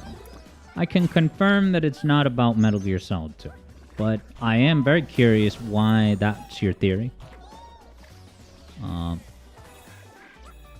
Wow, Vector says that the first trailers, I don't know if you're talking about Final Fantasy 16 or Astrobot, but regardless of whatever game it was, it's very funny that they would put out a first trailer with a disclaimer that says, well, what you're looking at in this first trailer is actually on a PC. We admit it. We're not ready to show the PS version. Ghost of Burb says, yes, it is super cute and everything looks beautiful, but Ghost of Burb feels like you can play any number of games like this from all Nintendo generations. It definitely looks fun, yeah, but not convincing enough to make the jump to another console. I mean, what does this game have? Literally, if you boil it down, what does this game have that all those Nintendo options don't? Well, one thing is, I guess because it's such a new game, recent technology, and it's on a machine that's more powerful than standard Nintendo machines, well, you can have a million pixels on screen. Not pixels. Like flower petals. This game is going out of its way to have tons and tons and tons of objects, all on screen at once. Now, I don't need that. I certainly will not go out of my way to get a console for that. That's something I noticed the Rayman Origins game do, is that there would be these levels with all these like bugs and wasps, and there would just be a zillion of them on screen. And the game runs smoothly, but it's like, alright, I'm supposed to be impressed just because there's a million objects? Well, what good is that if it's basically just an aesthetic, that it has no meaningful impact on gameplay? Right? If you want to talk about a meaningful impact on gameplay, well, then I would start to think about things like Hyrule Warriors and Dynasty Warriors. Like, there are massive hordes of enemies all on screen at the same time, but you actually have to engage with them meaningfully. It's not just a decoration.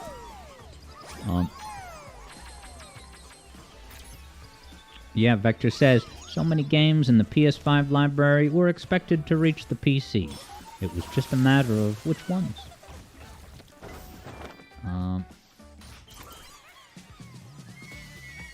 Oh, okay. So Wackadude got that from the Music Theory trailer from my channel. Is that the video about, like, announcements, which song's next, and who I am? Did I mention Metal Gear Solid 2 in that video? I can't place that memory in my head. Yeah, Coward Katagi says, you feel like this game is a glorified tech demo, not just for having a lot of objects on screen, but also the constant procedural animations. Is that what you said? Yeah, I'm just curious, what's a procedural animation? Well, here we are at Sweet Mountain. We've all done this dance before.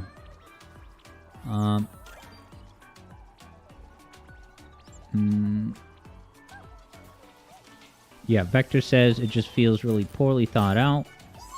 In retrospect, due to how badly Sony's been reading the room in the past year. JJ said PlayStation branding, so like that's basically what this game has to offer that Nintendo doesn't. PlayStation branding. Yeah, so the other thing I was going to say, in addition to having a million objects on screen, like all of those sprinkles, if Astrobot walks in those sprinkles, do they react? Yeah, they do. So I'm going to go on record and say that that is not something that will entice me to buy an entire console. But the other thing that this has that Nintendo doesn't, it's kind of, oh yeah, I'll read what Ghostaburb said in a second, but the other thing it has, in the same vein as PlayStation branding, it does have all those tributes to Metal Gear and Ape Escape and stuff, so at least that's literally something that this game has. But yeah, I actually... Uh-oh, no. Don't want to show that screen. Give me a sec, team. I gotta separate the windows. Oh, wait, we're already at the Metal Gear part? What the hell? Hold on a sec. I'm gonna rewind a moment, bring the footage back up. Metal Gear dogs right at the bat? Let me go back. Yeah, that's Psycho Mantis right there. Well, that was fast. Metal Gear characters in the first 10-15 minutes? This is my kind of game. Yeah, I'm going to talk about the stream category in a sec, but I really got to see this Metal Gear Psycho Mantis bit. There he is. And there's Solid Snake to the left. Wait, Psychic Menace? So did they not technically have the rights? So they had to do a legally distinct version? Is that like that for all the games? That's pretty hilarious. Is it maybe because Metal Gear is cross-platform now? That they just didn't necessarily... Yeah, there's Snake, Psycho Mantis, but he's called... Wow, that's... What is it? Psychic Menace? Psycho Mantis becomes Psychic Menace. It's legally distinctive. Yes. So to Ghostaburb's point about the category, I'm going to change it now to Astrobot itself. Because when I do the Hangouts, I'm okay. In my opinion, I think it's... Astrobot seriously only have less than 4,000 followers? Doesn't have 2 million like Odyssey?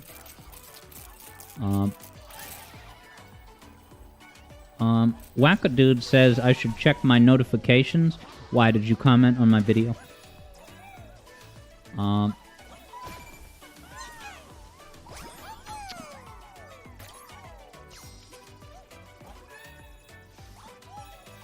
Yeah, Coward Katagi is pointing out the kinds of animation, feel tech demo-y, where it isn't baked into the model, but responds to game logic, like the big giant bubbles that stretch as you walk to them.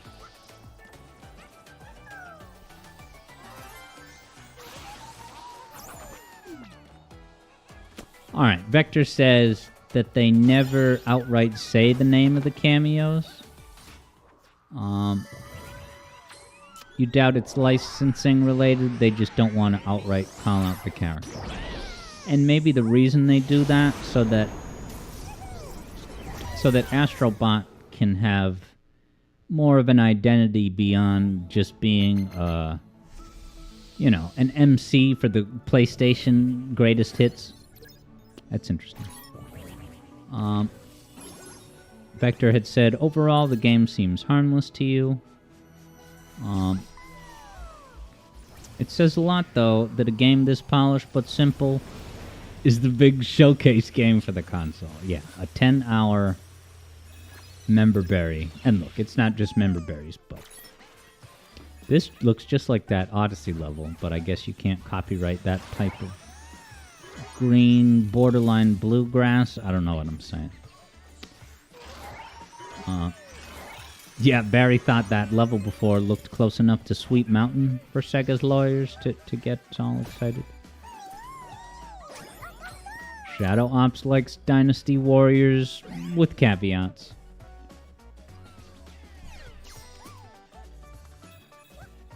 Alright, Wackadude will be back when he's back. Yeah, Barry noting that the Funky Fungi name sounds like a Sonic CD zone. Alliterative to be sure. JJ doesn't understand why this isn't a PSVR 2 game, because Nintendo doesn't have that. JJ says, you guess they wanted this game to reach as wide as an audience. Why is that? Because not every, obviously, PlayStation owner has the VR setup.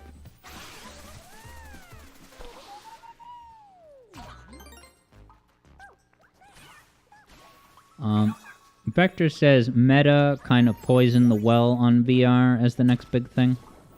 I love this look of this place with the color scheme of these mushrooms.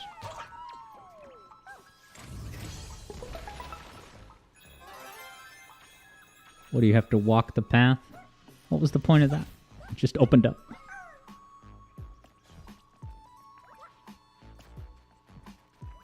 Why does this music sound familiar?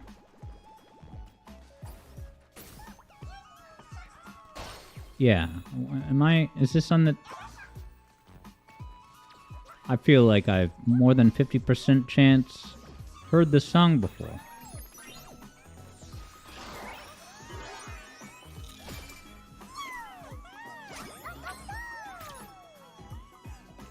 Wow, interesting. JJ says he's doing his nightly doom scroll. What's that when you check Polygon? I'm sorry, not Polygon. Kotaku. But JJ saw a headline that says, Astrobot sales disappointing. Because it's a charming platformer on a Sony console. JJ says, RIP. I guess it, if you can believe it, did not rescue the PlayStation brand. Barry says if Astrobot was on PC, he'd probably pick it up. I mean, it's true, there's no Nintendo dancing fungi like this. It's just because the Switch is underpowered in comparison.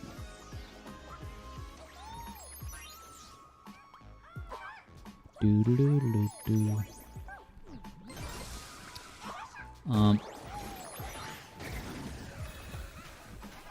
Ghost of Burbs feeling the Raymond vibes.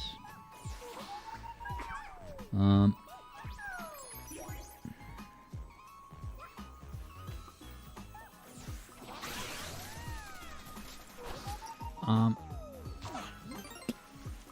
looking at what Vector said. There's a bonus level that makes heavy use of voxels. Is that blocky style? But clearly not referencing Minecraft. So it was surprising to see, and there's a surprising cameo character.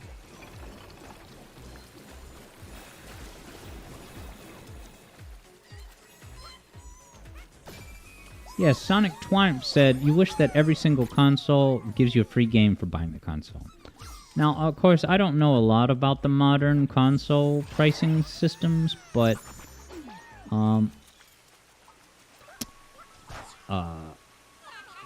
I feel like every time I've wanted to buy a console, there's always a bundle available. Is there not a Dynamite PlayStation 5 bundle?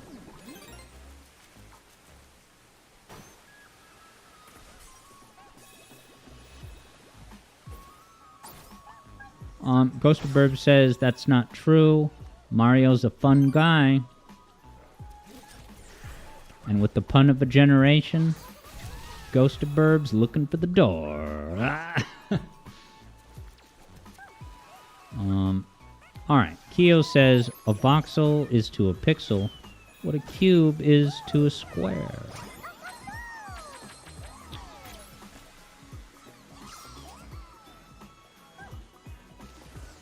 JJ advises that if you want the cheapest way to play next-gen games, just get an Xbox Series S. But the downside is it's all digital. Is that tied to your Xbox account? So if your console falls into a thing of acid, then you're able to re-download your games on a new machine? Don't lose your password.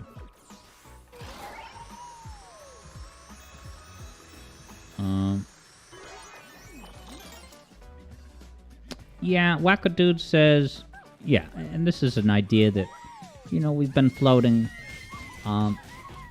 If you're a Twitch subscriber, then you gain access to the Discord server. And, yeah, what I kind of recently determined was that my streams are in part, among many other things, my streams help to advertise and drive Patreon pledges. So if I was giving Discord access, and granted, Discord access is but $1. I have thought about that, but I've decided to keep it the way it is. I just also think that my server needs the investment of money as the way in.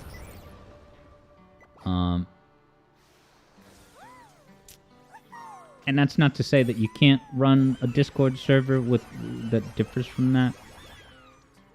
Is this all the bots you rescued, including PlayStation characters?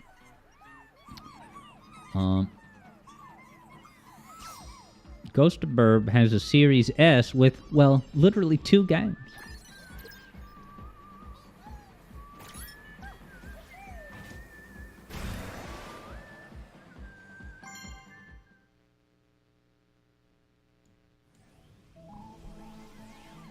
Alright, we'll watch at least one more level. You know, I was thinking I was going to skip around because I thought, you know, it's like, oh, let's go to the Ape Escape level. But based on what I've... Oh, no, alright, Apes on the Loose. I stand corrected. Let's wrap up with Apes on the Loose. Ah, look at the statue of Aperty.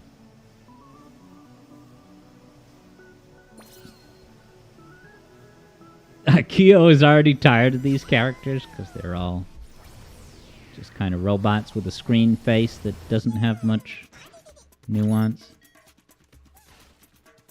Whoa, look at all those dynamically falling bananas. You can't do that on an NES. Kyo says they are so attention-grabby, always jumping and making faces.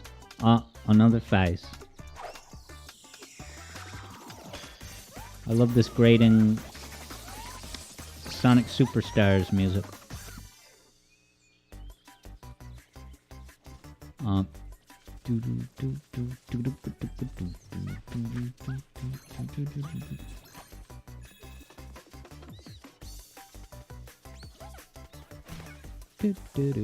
Goes to Burb. Is looking for more Burb. I see Burb. I'd be satisfied. Guys, an ape. Alright. We rescued an ape. Nervous ape. Is that a pun?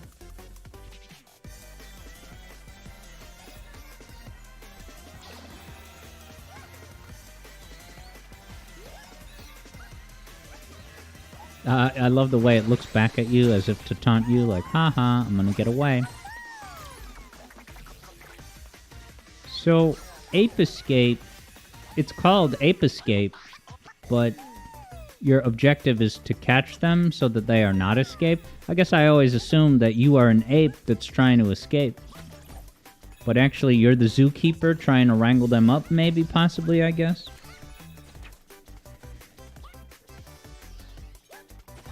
Yeah, Kyo says, wait, rescued an ape just now? It's maybe that captured an ape, because the apes, I'm told, are evil.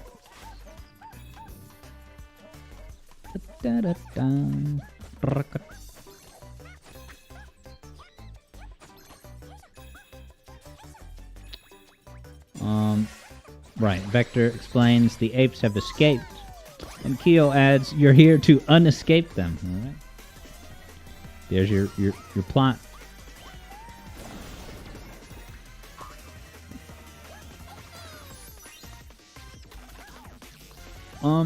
Alright, Shadow Ops is taking off. I'll see you next time, my man. Take care. Alright, Vector clarifies that the apes are not evil. Only Spectre.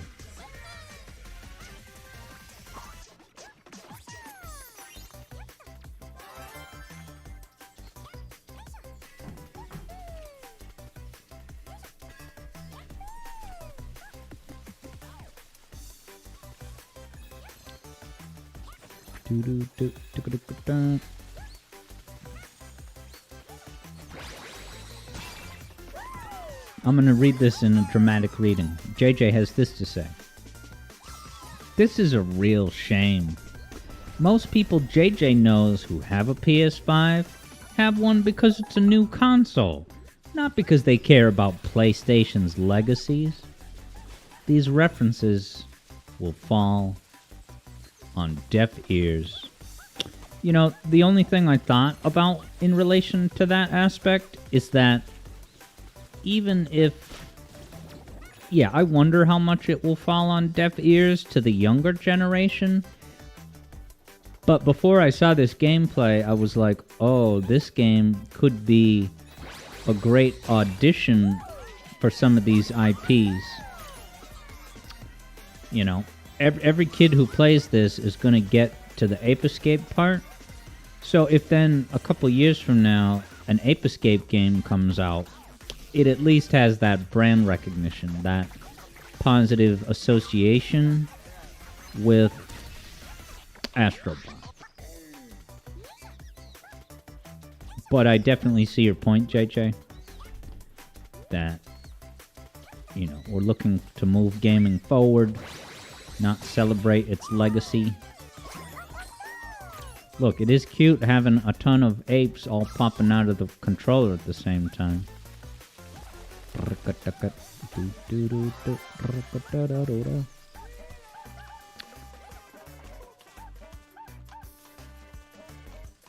Oh, it's that Kuika, if I pronounced it right, instrument. Whoop, wop, wop, whoop, whoop. Vector says Ape Escape is traditionally more complicated to play than this.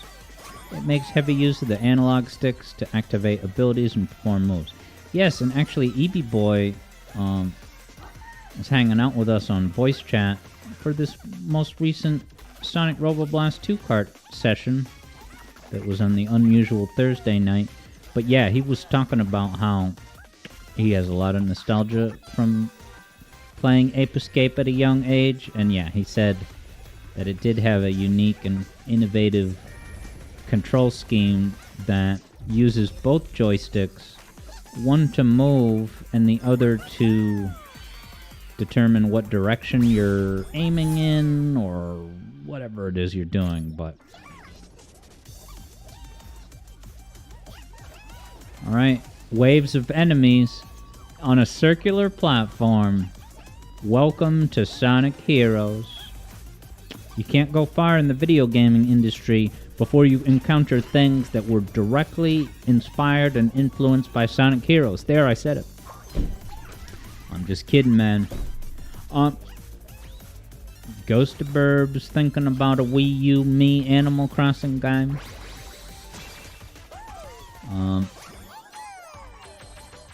Keo said Astro Spectre. And they actually ID'd him as Spectre. Yeah, I can't say I'm familiar with Spectre the Hedgehog. Guys, we got a ship part. Oh, okay. Ghost of Burb says the whole catching everyone with nets premise is just Wii U Me Animal Crossing. What's that? Amiibo Festival? I listened to this one video by RGT that was just dunking on Reggie Fils-Aimé, and he was attributing the failure of Animal Crossing Amiibo Festival to Reggie, with no other details given. And hey, what's going on? Jack Griffith saying, why didn't they call it Ape Imprisonment? I guess because the inciting incident of the game is the escape. The escape is what triggers the adventure. And you have to stop that problem that began in the inciting event. It's kind of like, you know, you look at a game like Crash Bandicoot Wrath of Cortex. And you're saying, why isn't it called Crash Bandicoot Defeat Cortex? So, the moral of the story is that sometimes the game's title can reflect the conflict to be solved or the means by which you resolve the conflict. Now, what the hell is this? Is this using the PSVR? Because, like, to see that nail, like, tumble over right there and then pick it up, is this like a VR power glove that senses your fingers?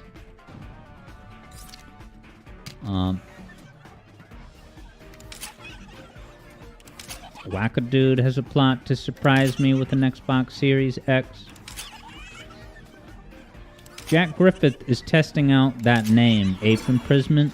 Hey, wanna come over and play Ape Imprisonment? Too many syllables. Theo wonders if there's a Parappa the Rapper level. I know I said this would be the last level we look at, but I'm just gonna scan. Okay, Bot of War. This is gonna be God of War. Are your whites looking more off-white? And I mean off. So Guy Vi's in the house. What's going on? You got the shout out for Nintendo Land. The game that's a hit or miss depending on which human you are.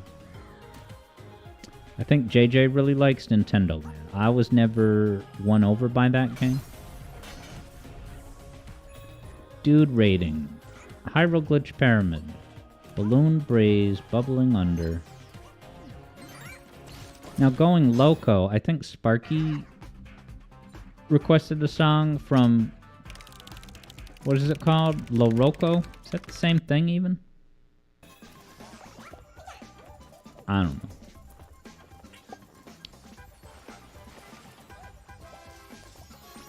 Jack Griffith is finding it difficult. Oh wow, another cute dog after the one we saw in Mario Odyssey. Jack Griffith is finding it hard to distinguish the gameplay here from the laundry commercial. That's how good graphics have gotten.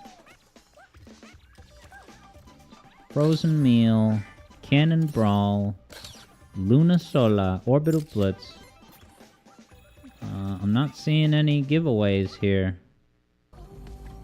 So let's finish with another minute or two as I say goodnight to you all.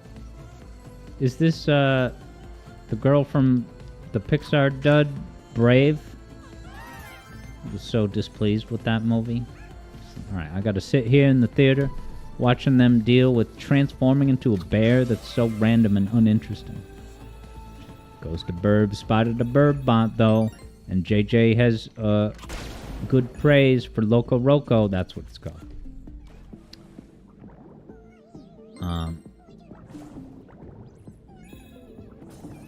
A game is only as good as its swimming physics, so I guess Astrobot is fine. Wow. Does Charles Martinet do the Astrobot voice in this game? Because he's a free agent these days. He's allowed to accept new contracts, brand deals. He's still going to be the Mario ambassador, which means he'll go to events and answer questions, and people will ask him to do the voice to talk about Kamala Harris, and he'll have to oblige them.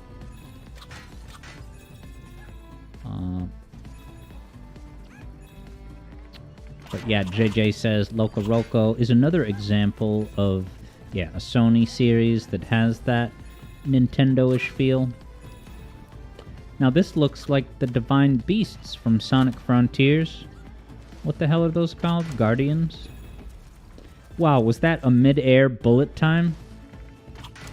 Kind of like what Metroid Other M has. Ready now. Pretty sweet.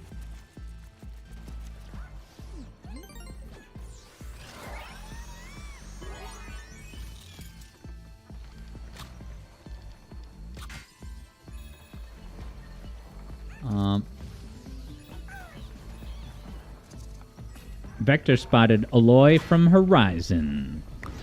I can't say I know about the Horizon games. I can't picture a kid coming into school talking to his friend at recess. It's like, oh yeah, I played some Horizon last night. It's just called Horizon. Yes, wannabe Divine Beast indeed. Which, Tears of the Kingdom is coming back to the stream. See you this Saturday. This Saturday, we're going to continue the Sky Islands prologue. Not even, I played it an hour and a half. Still at the Sky Islands. Yes, Barry says that a bot swimming doesn't seem too safe. I mean, this is so futuristic that it's easy to imagine them coming up with an Invisalign, see-through, can't-see barrier. That it's basically waterproof in every sense of the word. Yeah, these look a lot like the Sonic Frontiers, what are they called? Not Guardians. You know, now that I think of it, isn't the big Divine Beast, they're not Divine Beasts, but the big Guardian things in Sonic Frontiers, is the first one called Asura? Just remembering that I think it's like almost the same name as Ashura the Glitch.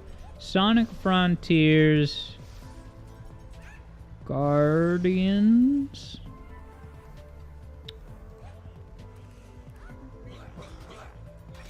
Yeah. I think they're called Guardians. Yeah, it is. It's basically the same name as Ashura, but with no H. It's just Asura.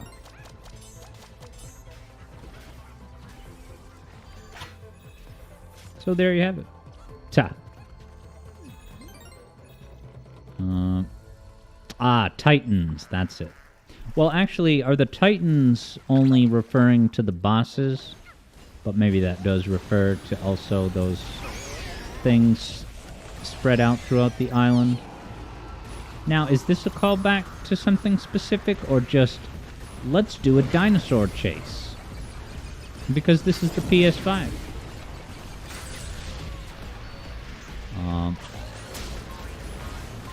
My commentary just put Asura's music in JJ's head, not Ashura. Alright, but Vector says that big robot in Frontiers is technically pronounced Ashura, just like JJ's game. Now, what did I play that was exactly like this? Was it maybe Shadow the Hedgehog?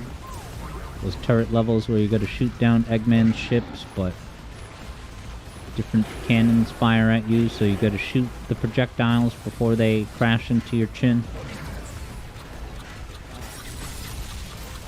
You're just spamming the bow and arrow, there's no ammo limit. But yeah, everybody, I want to thank you so much for hanging out, and I look forward to Wednesday, which is gonna have Sonic Tameshi, which is a fan game out of Sage that is set up like a classic Sonic game, and the main thing is that it has wall jumping. That was a cool explosion. And then we're going to sample Sonic Drift 2 for just a half hour, and then the event of a Destiny generation is Sonic 1 special stages, with one retry per special stage. Ghost of Burb is getting Shadow vibes, also Splatoon.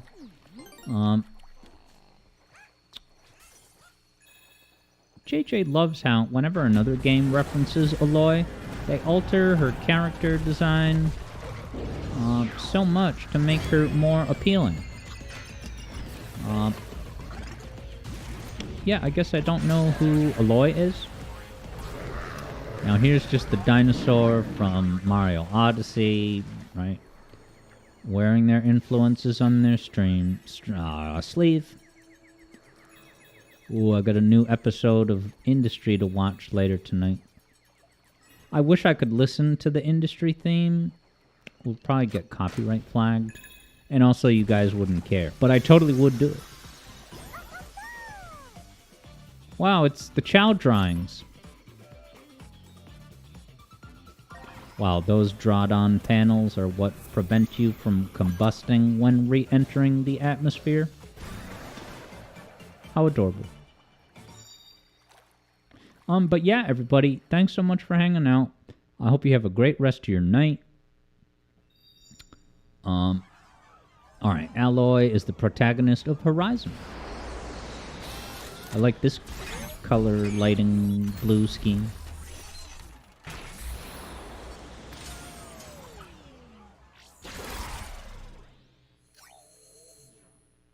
Oh, okay, so that's another piece of those are just the PS5 exteriors that now have Chow artwork on them. Are they going to erase all the artwork? Why? Why?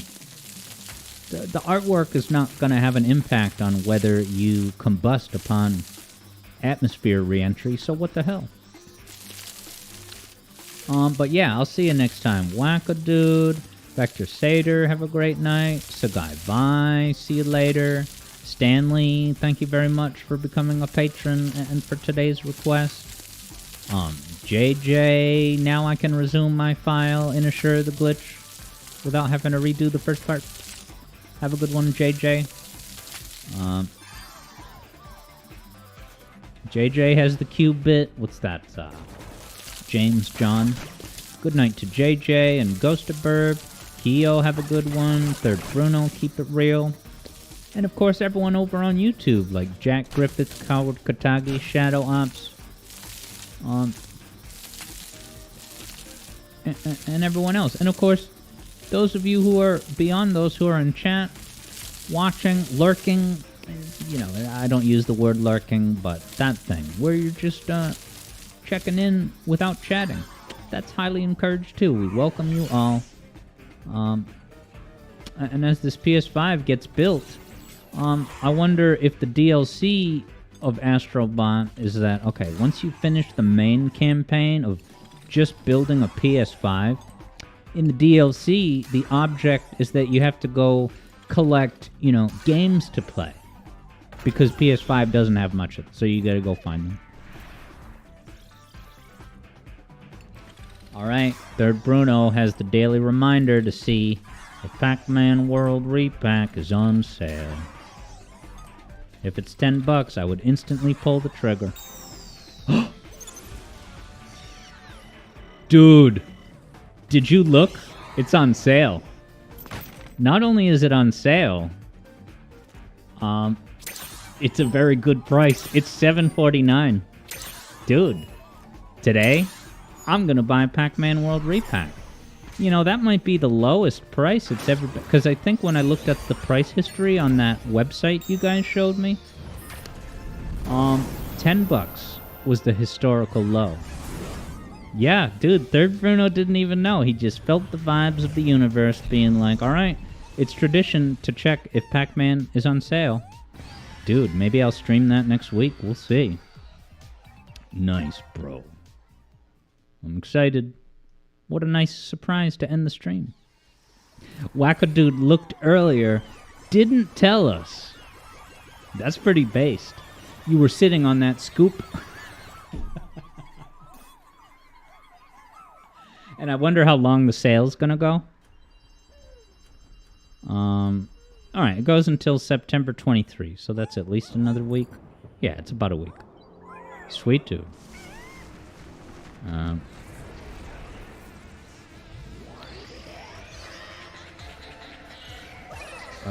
Wacko says, alright, Wacko dude, yeah, is saying that you did indeed say it. It's alright, if it's on the Twitch chat log, that's everything. So I appreciate the scouting, Wacko dude. And I wonder how I missed that. Maybe it was part of a longer message. Yeah, you can prove it to me on Twitter, Wacko dude, but I will say I already believe you. Maybe it was just a long message. Which drives home the moral of the day. Try to keep messages somewhat focused, because if they're like 4, 5, 6 lines, my mind tends to skip over them if they're a big kind of paragraph. But it is possible that when you told me about the sale, it was in a mini message, so all good. Okay, Wackadude says it was before the bot raid, so maybe, yeah, as soon as the bots came in, it pushed chat. That's a pretty good alibi, Wackadude. I'm impressed. Are you going to sign up for lawyer college? Because you form good points. Alright, everybody. It is always an honor and a pleasure to hang out with you guys, and I look forward to next time. So, to Alex Yard Zoners one and all, have a great night, and I'll see you on Wednesday. Practice your Sonic 1 special stages if you're going to be competing along at home with us. Lawyer College with Moon Channel for only 7 easy payments of $4.99.99. Moon Channel took down his Carl Jobs hit piece, or at least super retracted it. Good night, everybody. Look at all these colors and shapes, and yeah, the PS5 is rescued. PS6 is already on track to just re-dominate the industry, take back all that market share.